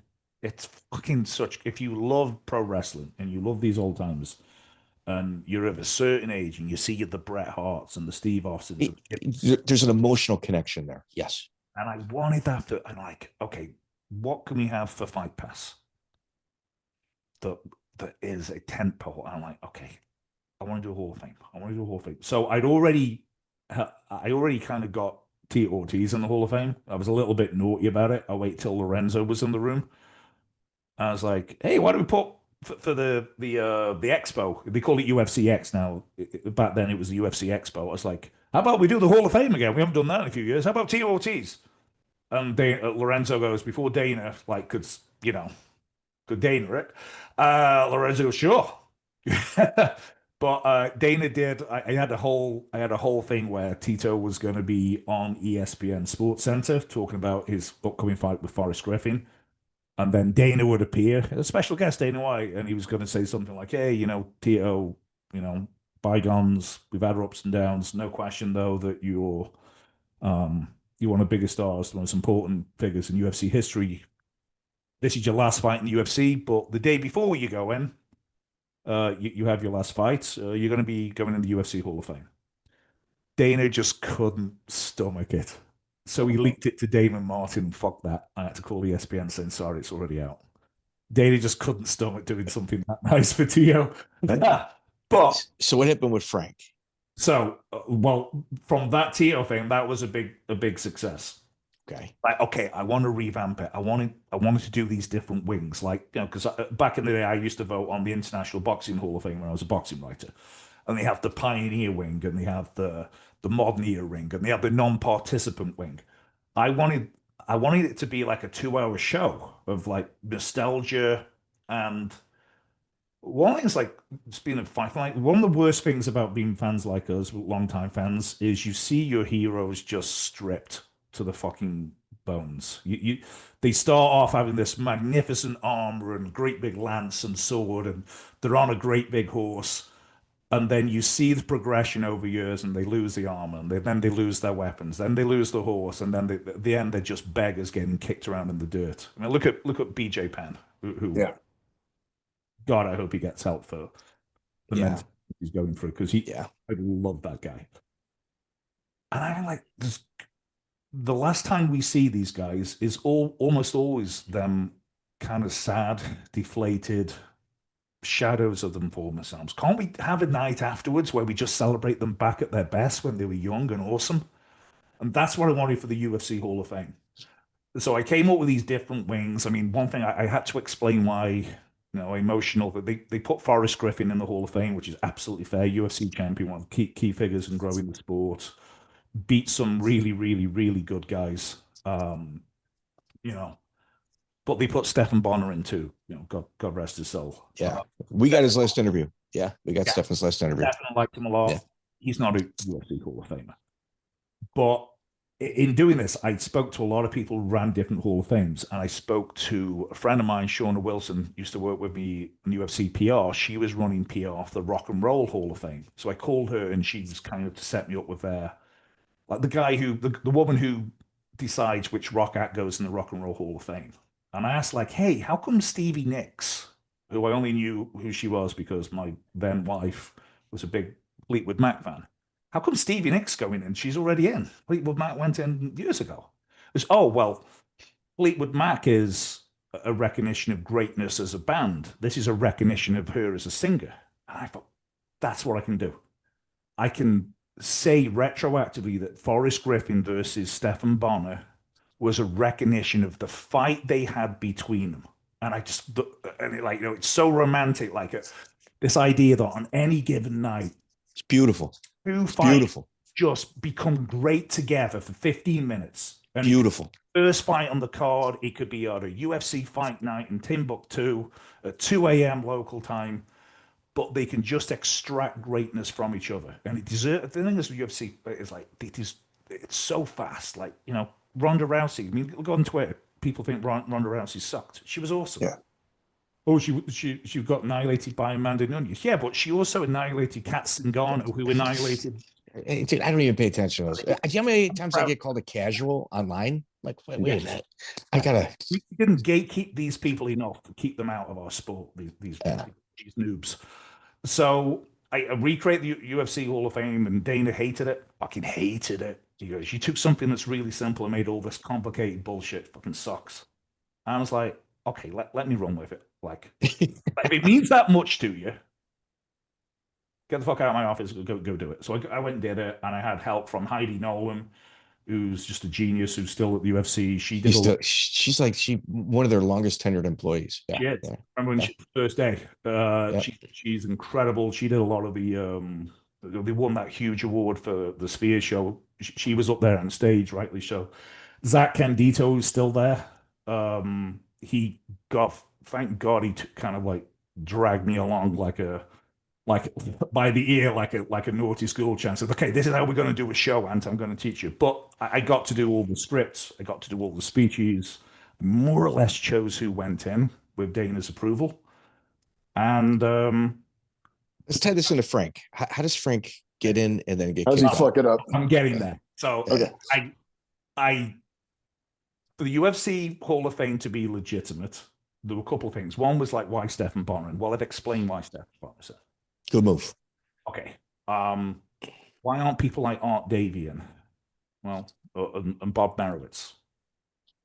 Well, they are in. Okay, I got them in. Dana didn't like Art Davie very much, but he went in. I was like, you got to go in.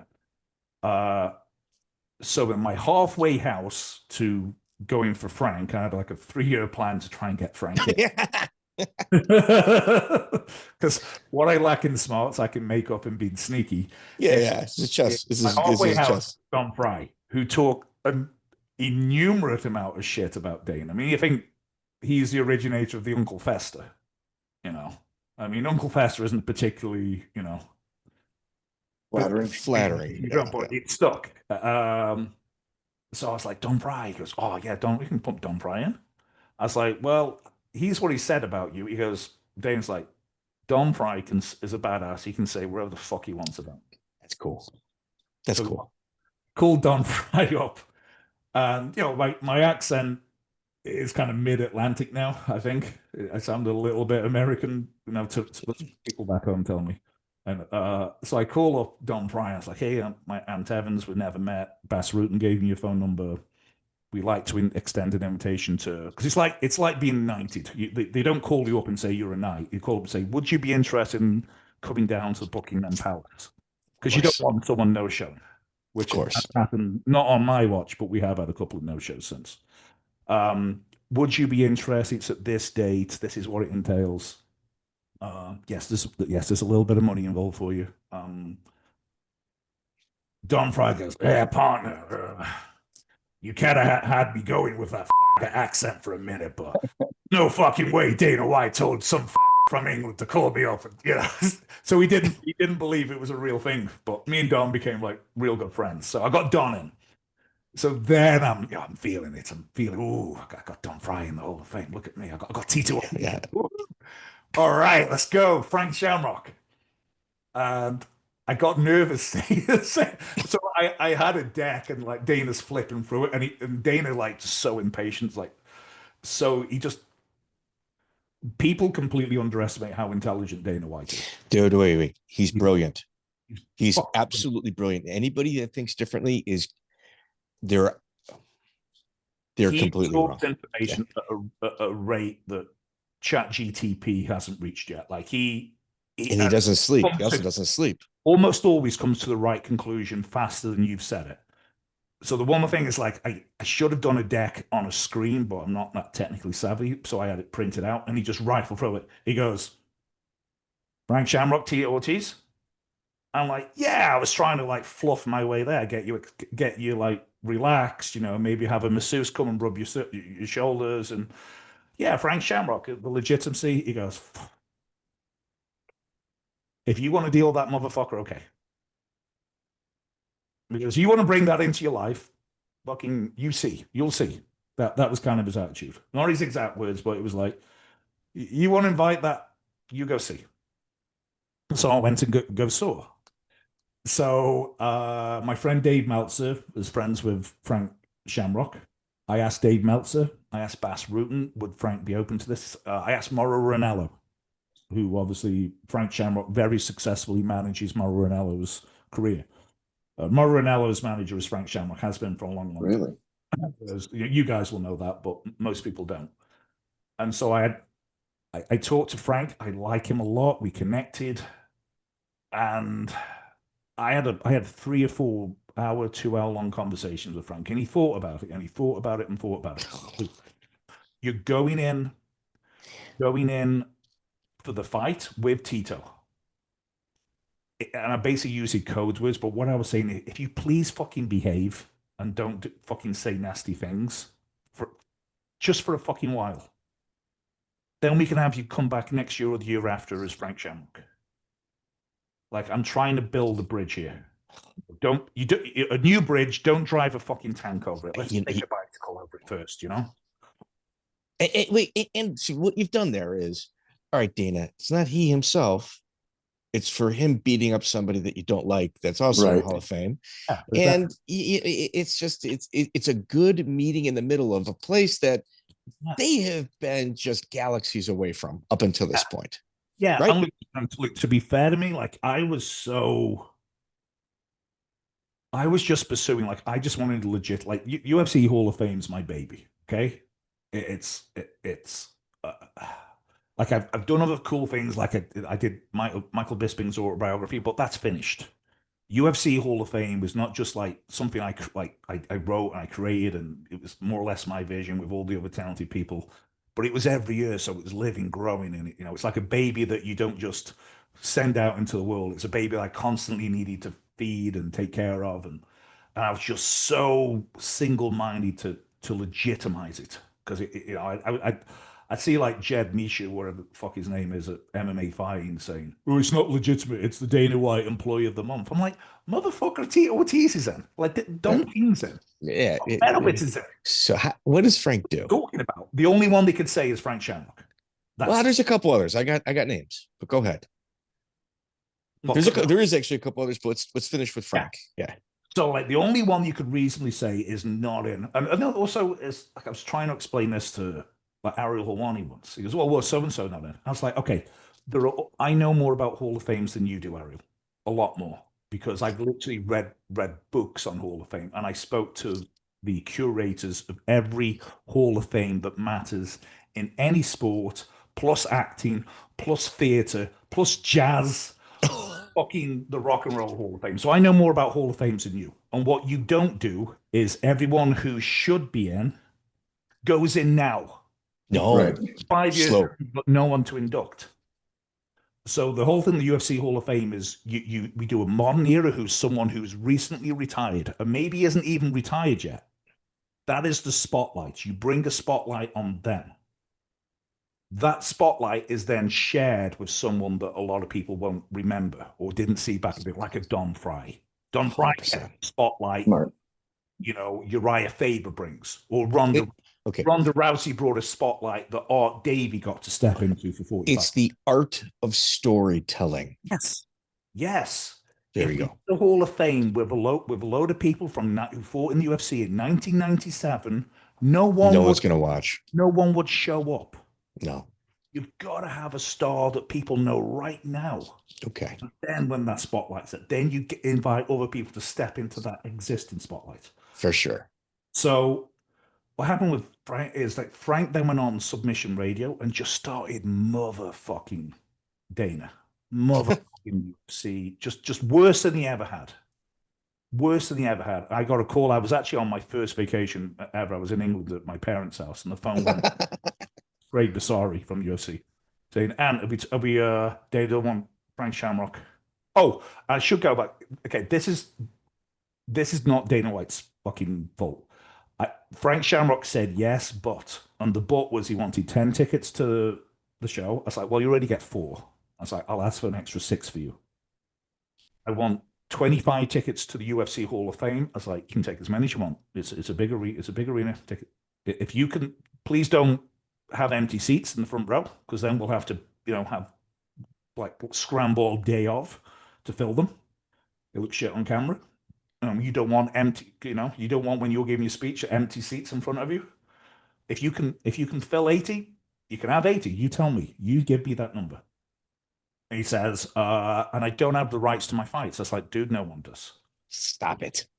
I do these speeches and I want to be able to show my highlights. I was like, brother, you can just play YouTube. If you're going to do a speech in a high school or a college or, some sort of forum, you can just fire up YouTube and play a Frank Shamrock fight and no one's the wiser. Because I want the rights to him. I was like, that ain't happening. I was like, what if I ask, and it's Dana I'm going to have to ask, it's like, what if I ask Dana to give you, that UFC will cut you a sizzle reel, professionally cut sizzle reel of your best fights, not just from UFC, but the stuff you did in WEC, the stuff you did in Pancrase. We got access to all that, and we basically do a 3-minute sizzle reel. Who the fuck Frank Shamrock the fighter was and how good you were. Because okay, I went to Dana, and Dana's looking at me like, didn't I fucking tell you so? Like, didn't I tell you so? And he did tell me so. He did tell me so.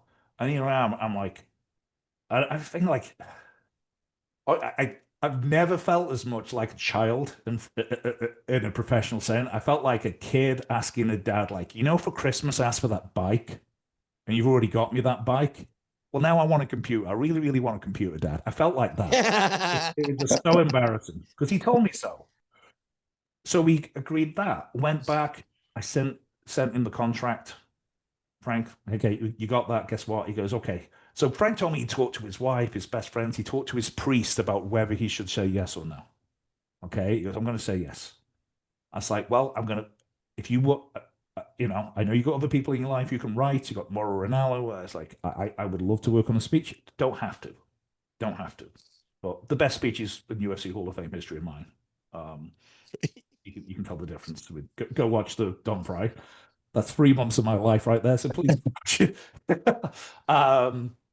But he sent over the contract, for his tickets. That what and it's like, what do I have to do? Do I have to like stop talking shit about the UFC? I was like, you can just. We're trying to build a relationship here. Not trying to buy any kind of silence. We're trying to build a relationship. I was like, I would like you to get a thunderous round of applause when you're introduced at UFC 200 or whenever. Here, how about this? Just be classy. Yeah. We don't have to agree. Let's just have a little class. We'll have class with you. You should have some class with us. And whatever happens after, happens after. Right? Can we agree on that? But he couldn't do it. He went out of his way to do it. And I had a talk with Dave Meltzer about it falling apart. And Dave asked me, like, what the fuck happened? I was like, I don't know. I was like, the only thing I can think is, so he never announced it. The press release was ready. I still have on my computer, and I know I have the announcement video. The announcement video for Frank Shamrock versus Tito Ortiz going to the Hall of Fame. And God bless. Oh, I wish I could remember the guy's name. Adam. I'm sorry, Adam, if you're watching. Blanking on your surname. It's been like 9 years, 10 years. But I asked for one shot because I know this much about production, enough to embarrass myself. Not enough to do well. I know too much to not embarrass myself. I know just the right amount to say something stupid. But I wanted a wide angle shot of Tito versus Frank because I wanted people like you guys, the Joey and Mikes of the world who know to go, what the fuck's that? Are we going to push in? Use the push-in shot. Is that Tito Ortiz? Is that fucking Frank? I wanted that fucking Frank Shamrock. It's there. Yeah. And I was like, Frank Shamrock versus Tito Ortiz. And we just say, what a great fight. It was a decade ahead of its time. This is what mixed martial arts was going to be. It was the fight that showed us. And I wrote the script, and it'd been voiced over perfectly. It was I remember one line was like, this is the fight that showed what the 21st century was going to look like in mixed martial arts. Yeah. This was the sport. Yeah. It was no longer boxing bolted onto a bit of judo. It was no longer grappling with a couple of punches. This was the mixed martial arts of the 21st century. Anyway, got fucked. Frank didn't pick up, call him. I had to call Tito Ortiz and say, Tito, I'm so sorry. We still want you to come to the fight. We'd love you to come do the autograph session, but you're already in the Hall of Fame. He goes, shit. He goes, yeah, Frank's hard work sometimes. Tito goes, and I think Tito still came, but I was like, maybe you can go in for one of the fights you won. I was like, thank you for being gracious, Tito, for going in, a fight you lost. Yeah, Mark Coleman falls in that category too. But my next question, and I got to dig into 2007. Yeah. But so here, I've got 1, 2, 3, 4, 5, 6, 7, 8, 9. I got 9 other names that I know you're going to go on brilliant tangents on. But John Perretti, did you ever offer him to be in the Hall of Fame with Dana? No. Man. No. You're obviously a historian like us. I am of the opinion that the modern era, Joe Silva didn't create the modern era of mixed martial arts. Sean Perretti did. Yeah. Okay. So the modern era, though, is just for active participants who turn professional after, I think, UFC 58. That's all that is. Is that the number? Is that the number you guys are putting on it? So it's whenever, I don't have recall on exactly, but that's your definition. That's the Hall of Fame definition. It is when the unified, if you turn professional before the unified rules of mixed martial arts, there's have to have a cutoff somewhere. And the cutoff for me was when the unified rules of mixed martial arts. And actually, this idea of this cutoff, because I needed a cutoff somewhere. Yeah, you have to. Remy Granauer, who works for, it was Fight Metric, and now it's part of the UFC. Fight Metric was bought by the UFC. Ramy's, he's a fucking MIT mathematician. He's genius level stats. he suggested that. So if you and he makes a couple of, there's cool people like, I think Shogun is technically pioneer because he was fighting before the unified rules, and then and then people who you think would be modern era aren't because they had one fight. Okay, so you've statistically put where it starts for the Hall of Fame, but in my belief, in my tinfoil hat head, the modern era in terms of actual fighting and the development of which, and understanding, not guy wearing American flag pants with a mullet fighting somebody from Brazil. To me, like John Perretti was able to kind of put that together so people understood. John Perretti would go with the contributors wing though. He wouldn't go in, he would contributors wing, I think, for that. Yeah, I think he developed it though. Like his style of matchmaking is what I'm saying. Yeah, okay. He would be a contributor. He would absolutely be a contributor. The problem there is he's so far out of the spotlight, Yeah, but isn't that what that is for, though? Right. Well, he's so far out, and also you've got hurt feelings, I think, on both sides there. He's not farther out than Art Davey. He'd be in that category. That's true. That's true. Anyway, I got to advocate for my guy. That's all. Yeah, that's our guy. I kind of game planned this out for 5 years, and the 5 years has long since expired. I hope he's on the list, but I just, unless they hired somebody else whose name I don't know who's in the room advocating for people like John anymore. Okay, I'm not sure there's many people qualified to even know who John Perretti is and his contributions and the depth of which. Yeah, maybe Sean Shelby, but no. But he's matchmaking. Yeah, agreed. But like in regards to like somebody that is not like living in their mother's basement still with this level of attention to detail, like it's shocking that Joey and I have procreated in regards to our knowledge. There's not many of us, that have families that have this kind of understanding of the sport. Mm-hmm. And you're married too. You're in it long enough. You just pick up. Like another name that I believe that belongs in it is Jeff Osborne as well. His contributions on the independent grind, and I've got a theory about Jeff Osborne. I'm not going to expose it here. It's the UFC Hall of Fame. It's not the MMA Hall of Fame. You've got to think about that. It's important distinction. Damn. Fair enough. Moving on. After March, April 5th, 2007, UFC Fight Night. You're a press guy. It's the first time in your career that I could find, and I might be wrong on this, that you've got to deal with the press in regards to an athlete that tested positive for substances. Melvin Guillard tested positive for cocaine, which he ingested at weigh-ins. So you remember that? Yeah, I do. I came from boxing, so it wasn't my first rodeo. Okay.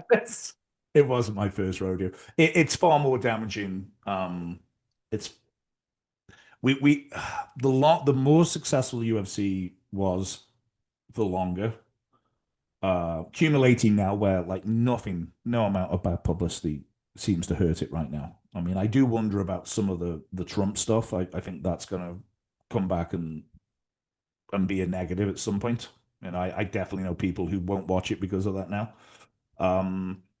But UFC had definitely reached a stage there where a not a top star testing positive for recreational drugs was just lost in the never-ending revelations from boxing and someone doing coke.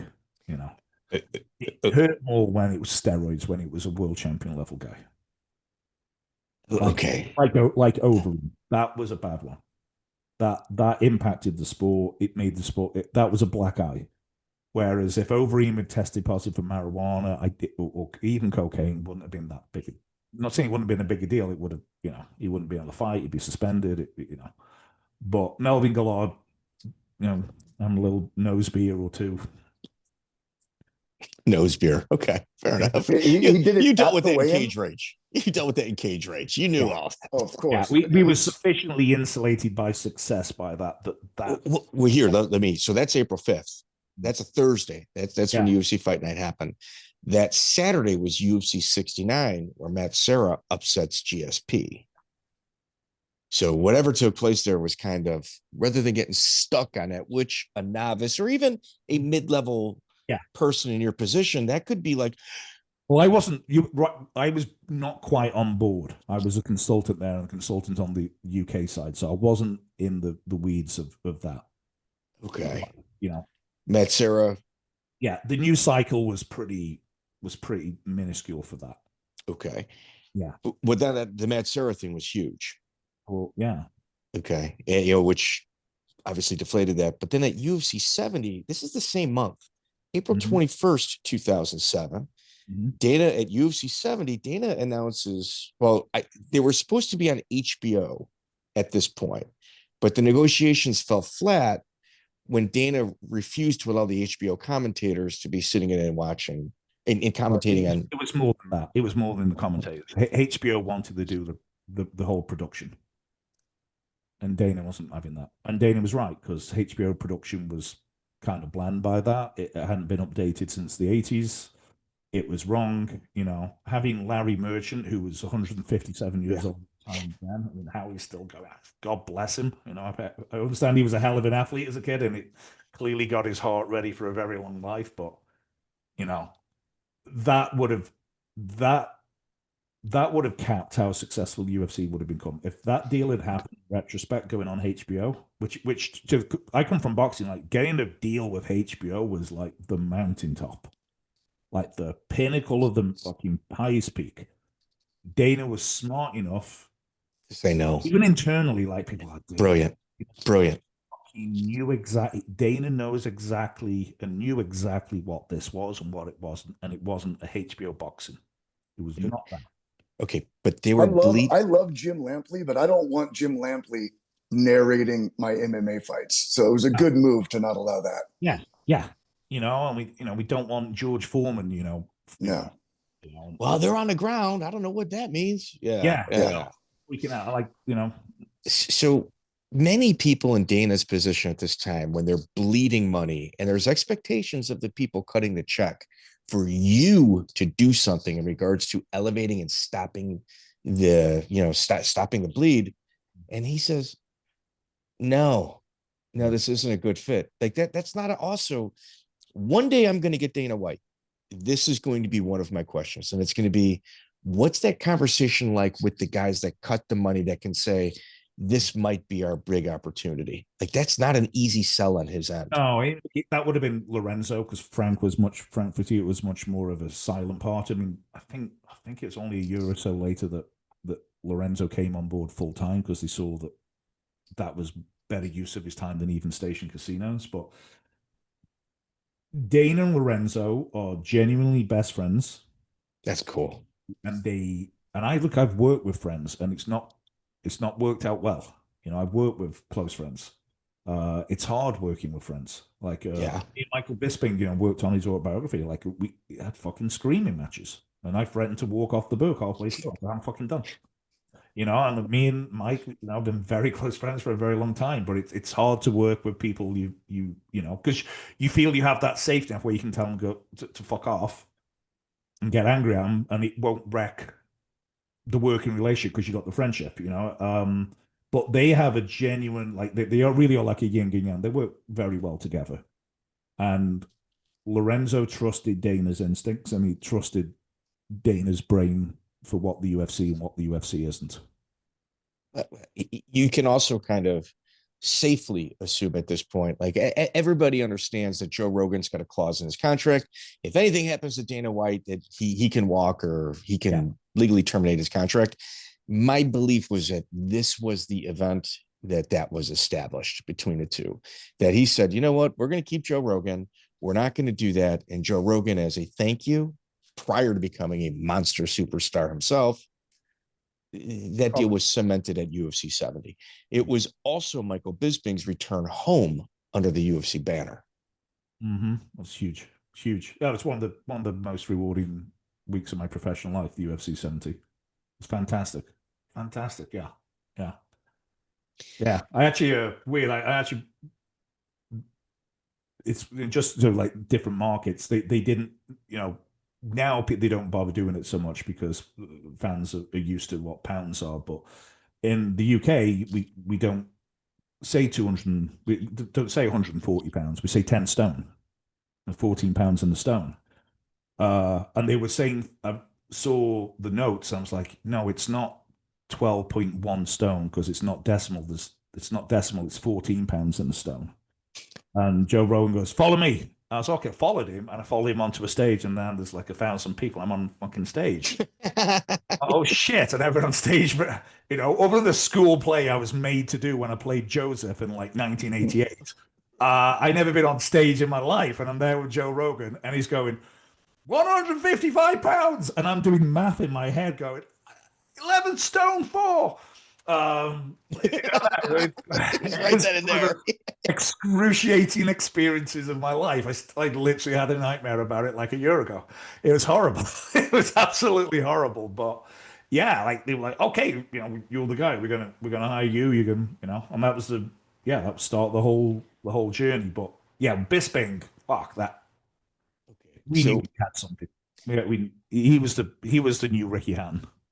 So Joey, sometimes when you reach levels like this professionally and you come from like a region, you get people that were your friends, that whether it's through jealousy or I don't, whatever word you want to put in it, they terminate the relationship and they try to hurt you. Around this time at UFC 70, my belief, without any understanding or anybody telling me this was when some of the threats towards Michael Bisping's family came through. And I believe, I should say, I assume that you were also on the receiving end of that. So, yeah, Michael was. We kind of went into this in the book a little bit, and Mike actually did not want to mention them by name. He never has, which was my next question. But go ahead. Not for legal reasons, but just as a fuck you. Just as a fuck you. So we just called him the Wolf Slayer or the Liverpool Jim, But yeah, I mean, Anthony began and was there. Like Anthony, I got on great, but then again, he wanted things off me because I was his conduct, to the UFC. Yeah, I mean, they were shitty. Like UFC 66, Bisping was out here by himself for 3 weeks, and they were supposed to come the same time. Then they were supposed to come the week after. Then it was the day after, and it's all detailed in the book. Like all the way, they basically no-showed UFC 66. Bisping's first fight in the UFC as a UFC fighter, not in the tough finale. His management and training people no-showed. So he was out here basically with some random guy and a random guy. And it was actually the only sparring he got as he saw Boris Griffin. Oh, hey, congratulations, winning tough. Oh, yeah, I saw you win tough too. Hey, I'm going to go spar. Want to come? Sure. That's the only reason Mike got any sparring ahead of that fight at UFC 66. That's the level that they brought to Mike's career. And then Mike rightly eventually was like, you know what? Fuck off. This ain't good enough. Why am I paying you a percentage for this level of shit? And because they were gangsters. And the final straw was actually years later when the Wolf Slayer said, hey, we want, and I can't remember the name, a big scary looking dude, apparently serious guy. So he wants to be in your corner. And it's like, he can't be. I need him, and him in the corner. This guy he's not a fighter, he's not a coach, he wants to be in the corner. Like, I can't. I think it's against Yoshihiro Takayama. I think it was that fight. It's in the book though, but it was definitely okay. And it's like, no, I'm not having one of the 3 people who can be in the corner be someone who can give me no advice. Carries a bucket. His job is to carry the bucket. Yeah. Right? Yeah, it's like, no. And that's when the physical threats started coming. I didn't get any of that from the Wolf Slayer. So you didn't, because you and Mike's relationship were so close, intertwined. Yeah, I figured, well, Mike is in the United States, we can't touch him, but his friend is here. And also, for what I understand, is the people in the Wolf Slayer, which is long since ceased, that their connections to those types of people have diminished over time, is what I understand. Just brilliant. Absolutely brilliant. Do you got a few more minutes, or do you got to run? I know we've impeded on your time. Like, you good? Okay. Yeah. We take a break just for a sec. One more time. Can we take a break for a sec? 100%. Let me pause it. I need one too. Yeah. Okay. Recent recording. And we are back. So we're mid 2007. You got Sean Short, Hermes Franca. Both fighters test positive for banned substance. That's in July. And then in August, you got Couture versus Gonzaga. That's the main event. Yeah. But on the undercard, you got Babalu fined for $25,000 refusing to let go of a submission on Steve Heath, which your media relations. Yeah. At this point, you guys get hammered. Like whatever bullshit John McCain was spinning, this was kind of their foundation to pivot off of. Yeah. So John McCain rescinded his criticism in April 2007 because I contacted his office and asked his one of the first things I did. So I came from, when I ran PR for Rickey Hatton, it was less professional. Okay? Even the UFC, as rock and roll as it was back like 20 years ago, it's much more buttoned up now. Which is why I could have never stayed there for much longer. But my name was like, what's the problem with the UFC? In the British press, US politician, US senator, John McCain said this. And I'm like, these quotes are from a very, very, very long time ago. I wonder if Senator McCain has changed his mind, or if I could change his mind. So I contacted McCain's office, just Googled it. And literally day one of when I was a full-time employee of the UFC. And I got this 2-paragraph statement that I put in every press pack for the next 5 years. Isn't that messed up? Like you had to do that. Like, yeah, I mean, once it's said, all right, now we're on the same page. Everybody is up to a level of education that we can all move forward on. No one was forever. It took forever. McCain's office, no one had fucking asked. So why nobody fucking asked?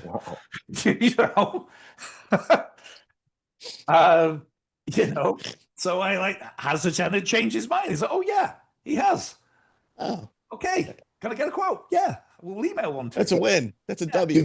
Did you sell that? Which you said many years ago. I spoke out against Ultimate Fighting, which I didn't haggle on, but the term, But since then it's become this, and I wish it the best. It's a real sport. Blah blah blah. Perfect.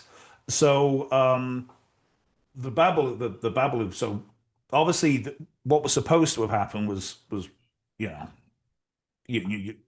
UFC brought Crow Cop in, and Crow Cop got Crow Copped, head kicked by Gonzaga. So then we were able till August to try and push Gonzaga as this killer rather than Crow Cop. Yeah, killed the killer. But and you got the old man, you've got the natural Randy Couture. Like, dude, it's a masterpiece of storytelling. Yeah, it's brilliant. Yes. So I took like 5 or 6, maybe even 7 UK press. So this is what people on the internet don't understand.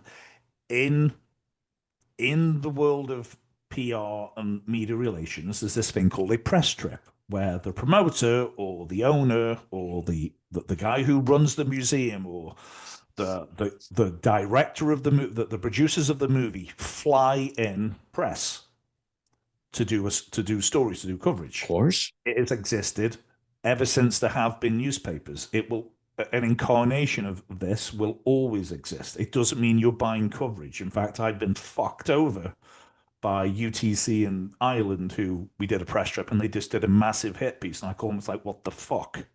But especially one of the things I was running into with trying to get more coverage for the UFC in the UK was there was only a couple of events a year. So how did I? So, okay. It was awesome. It was awesome. Yeah. Well, and it made your job actually easier.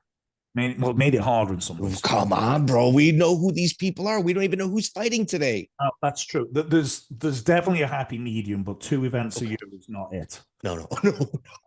Like, okay, then I was like, okay, Joe Silva, who was a close friend of mine, I was like, I need to get some of these guys, and can Bisping fight over there? Can Dan Hardy? You sign Dan Hardy? But I did a press trip to take them out to see, Randy Couture and that, and they got to meet Randy. They met the Octagon girls. They met Dana in the office. Dana was awesome. I think he'd just been sent a promo of Inglorious Bastards. I think it was coming out that month, and he did send a promo and he goes, check out this. But he was like so excited, and he just like wowed them like with his, Dana's super charismatic. He's best promoter of all time, and then some. But he. And I'm doing all this like, it's not human cockfighting. It's 5 Olympic sports. Look at this, look at that. And I'm sitting there ringside. And what I did, because I had advantage over the other people in the PR department, with the exception of maybe Dave Schaller, who actually now I think works in basketball. I could explain what was going on in the fight. I say, okay, this is now jiu-jitsu on that. What he's trying to do is get his arm and they could see them. And then you'd say, okay, what's the name of that move again? A Kimura. Why is it called a Kimura? Because it was a famous fight in 1952 with. Yeah, whatever. Yeah. You give him all this stuff, and it's going so well. And then fucking Babalu like holds on to that choke, and we know that you can hold on to a choke for a few seconds more to make sure they go out, and it's not that dangerous, really. It really isn't. It's not breaking a leg. No.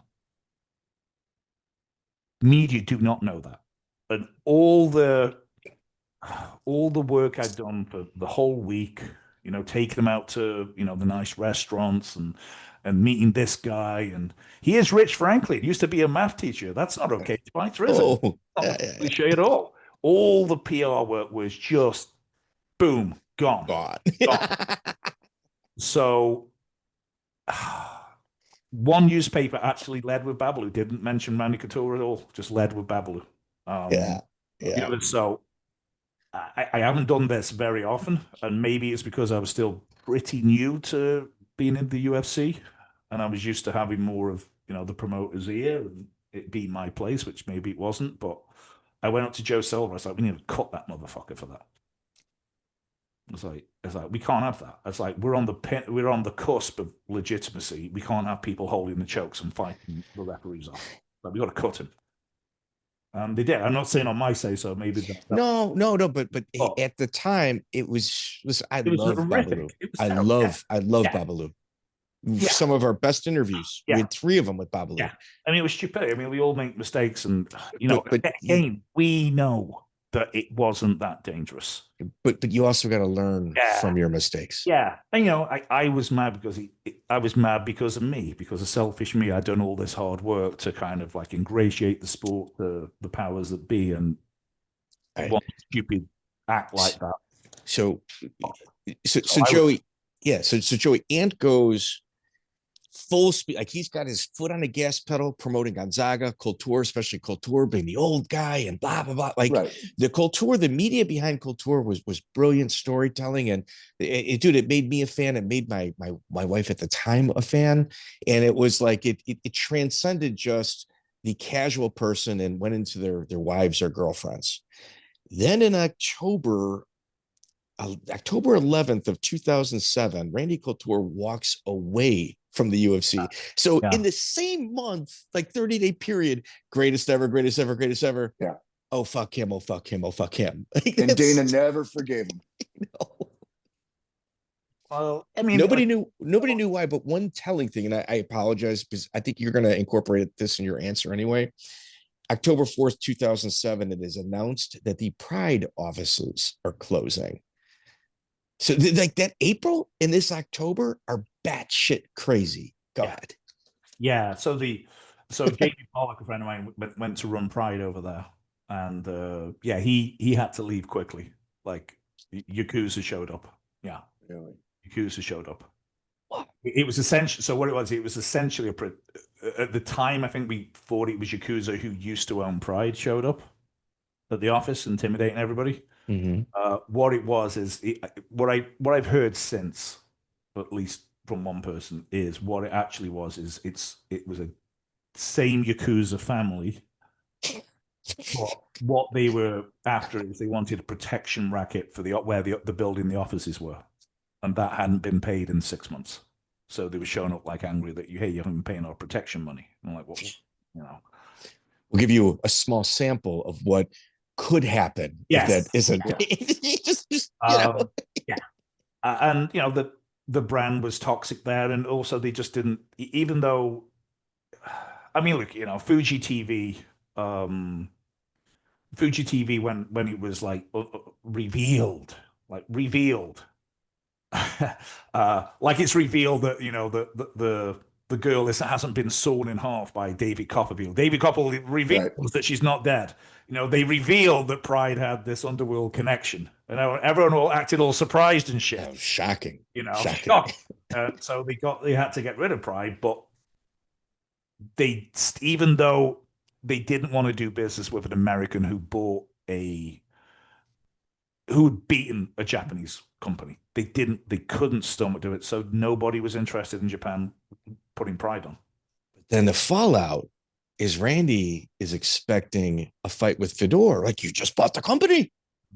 Where's my fight with Fedor? Yeah. Well, Fedor wasn't bought. His contract was with, I believe, a shell corporation, not Pride Dream Stage Entertainment. And it wasn't bought as part of part of the package. So Fedor's manager, Appy Etchteld from Holland, he's next week's drop. Right. So we get into this with him next week. Not an easy interview for him because I shell him with questions that were very difficult. It kind of loosens up towards the end. But onto yourself. So Randy Couture, what do you recall, Randy, with the issues taking place between the two parties? Yeah, I mean,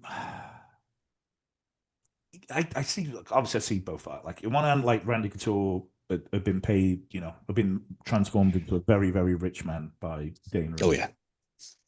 On the other hand, he wanted to fight the best, and he believed the best was Fedor. I don't. You probably see my Twitter rants is like Fedor. I call him Fedor. He had, the truth is, he ran from Mirko Cro Cop for years, and finally fought him and won, but he still ran from him. Or maybe that was his manager doing that. The idea that Fedor is this unbeatable fighter is just this bullshit. I mean, he was, he got knocked out by Dan Henderson, a middleweight. So, but Randy thought that was a huge fight. Dana White did everything he could to make that fight happen. But what Fedor's people, his mobbed up managers wanted was UFC to pay for an arena to be built in Russia. They literally wanted Dana, like the Fertittas, to build an arena in Russia. And Dana White, Lorenzo Fertitta, didn't want to go into the building arenas in Russia business. That means you don't want the fight. Yeah. So they didn't have any contractors in Russia on their Rolodex. Okay. Yeah, they were telling the story like so. The final like face-to-face meeting was on some sort of island. Yes. Yeah, and he's walking down these stairs, and there's like surrounded by like lush green, like tropical, flowers and shit. And he's walking down these stairs to where this meeting's going to take place. And he turns around to one of the guys he's got with him, going like, "I don't think we're rolling deep enough. We could get whacked. We could get whacked out here." That's the lengths he went to try and get Fedor to come to the UFC, and they were going to get paid money. But what they weren't going to do was all this other shit just to get one fighter who some people thought was the best in the world. Okay, so the rumor amongst us mentally ill people that are not hired by the UFC at this point was that Dana misspoke. And you know what? This is from a source. This is actually from a very credible source of information. He misspoke, thinking that Vlad, Fedor's manager, didn't speak English when the translator left the table, and was having a conversation with somebody on his team where Vlad speaks like Arabic, Portuguese, Spanish, English, and Russian. And he misspoke, and it insulted Vlad. Did you hear that?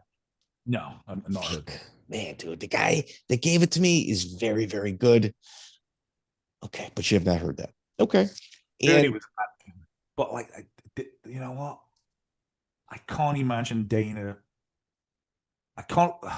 What I can imagine Dana is saying something that would be insulting to the face, knowing that they can understand it, not wait until it, not Well, trying to. publicly, he did call them crazy Russians in the middle of the negotiations. Before the negotiation, yeah, I just can't imagine him doing that. I can imagine him just saying it and insulting him there, not wait until the translator is going. Yeah, that was also in October 2007. Prior to this, Dana White referred to Fedor's management as crazy Russians. And a Broadway show producer, Mitchell Maxwell, was a part of the negotiations on the Fedor side. Joey, this guy's a Broadway show producer. Okay. And he had such a large voice in like kind of killing this deal. It is shocking to me that some guy bought his way into M1, does great Broadway plays, very tied in with that, having no understanding of who's who. And he's one of like the main detractors on the Russian side to really not meet the UFC in the middle. Fucking blowing up the deal. Crazy Russians, I think is the way you refer to that as. Barrier to entry, Yeah. But he can set himself up as a manager or promoter or whatever else in the sport. Joey, that concludes 2007. And this gentleman's involvement and opinions on what took place in the UFC in that year. We got 12 more years. Let me give you a little teaser. January 17, 2008, Affliction flies Fedor and Randy Couture to meet at an office in order that they could take pictures for an advertising campaign. That's for episode 2. That's where we start. Is that what we refer to as a lead? Jump. Is that a good lead in it? Good lead. Did I show kind of professionalism there? Did I fake my way through that? You're revolving.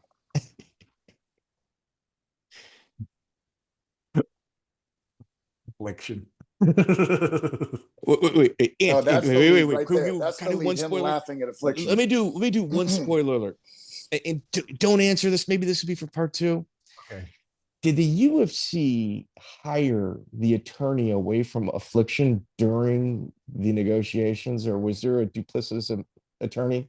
I didn't hear that, no. Okay. Well, Tom Atencio, who was one of the main guys at Affliction, said, I mean, point blank, one of our attorneys went to work for them shortly after the negotiations took place. Well, was he under contract? Because one thing UFC never done is broken someone's contract or do tortious interference. Never once. And UFC has also never sued anyone, with the exception of did take Vandal to court. Ken Shamrock. Oh no, Ken but they never collected. Them. Okay, he never collected. Yeah. UFC is not a litigious company. It's not like boxing where who hasn't. If you've been boxing for 5 minutes, Frank Warren sued you. Frank Warren sued me. UFC is not a litigious company like that. But yeah, so if they did hire someone who was working with the t-shirt people, and didn't have a contract, then did he? March 7th, 2020. Did you do an MMA fight? Me? Okay. I found an Ant. Oh God. Evans. This guy. So the craziest thing. So my phone starts blowing up during. Did you fight Ant Davies on March 7th, 2020? Go ahead. Go ahead. I mean, like I would have been 43 years old back then. No. The only fights I've ever had are outside a kebab shop in North England. Or at home. You on the receiving end. Yeah. No, but my phone starts blowing up, and so I made a joke about like UFC should wrap up the flyweight division. It's a world championship of 6 people, which it is. It is the world championship of 6 people. Okay. There's more people in my street right now than there are flyweights in the world. It should wrap it up. But I'm getting like bombarded and like, and your record sucks. You're 1-3, so you got no room to talk. I'm like, I'm not even 1-3. Yeah, I'm undefeated. What are you talking about? There's another Ant Evans who looks a little bit like me, bald, tall, white guy. Yeah, I wasn't sure if it was you. Okay, I thought maybe a midlife crisis took place. Yeah, I wasn't sure. Sure. No. So, I mean, this is little future teasers dealing with dealing with the ESPN, the transition. You got Mike Goldberg. We've got. Dude, there's so much more shit that I have with you. The John Jones situation at UFC 232. I have no doubt that I was telling Joey, we could probably get about 15 episodes out of this guy, and every single one our audience would be absolutely fascinated with. So a little time. I got another 30 minutes. You want to go? all right, so here's the issue. We're gonna have to piece together 2 videos, and our fucking audience, or my editor, I should say. I want to do 2007 because what's gonna happen? What's gonna happen is when I lead into 2008, it's not like too fucking out, dude. It's so fucking good, bro. This is the golden era. I don't want to ignore something that's absolutely fucking brilliant. No, I'd rather cut it off now. And absolute pleasure. The MMA on Point guy recommended. He's like, "Have you ever thought about talking to Ant Evans?" And my response is, "Man, I saw one of his interviews, and it was difficult. It was difficult to watch, and I think it was just. I think it's the interviewer's duty to make the guest interesting. Get a little fewer foxes days than I used to. I think it was more of a workshop that you participated in, with college students that are just kind of cutting their teeth. Yeah. They're just cutting their teeth. So it's like they're practicing with a professional. That's what it was. Yeah. So I watched batting practice with college students with somebody that's an obvious professional. And I was just like, oh, I'm like, then I read your Substack and your Twitter. I'm like, oh, fuck yeah, bro. Anyway, thank you so much for joining us, brother. Absolute good to meet pleasure. you. We're going to be in touch. Thank you.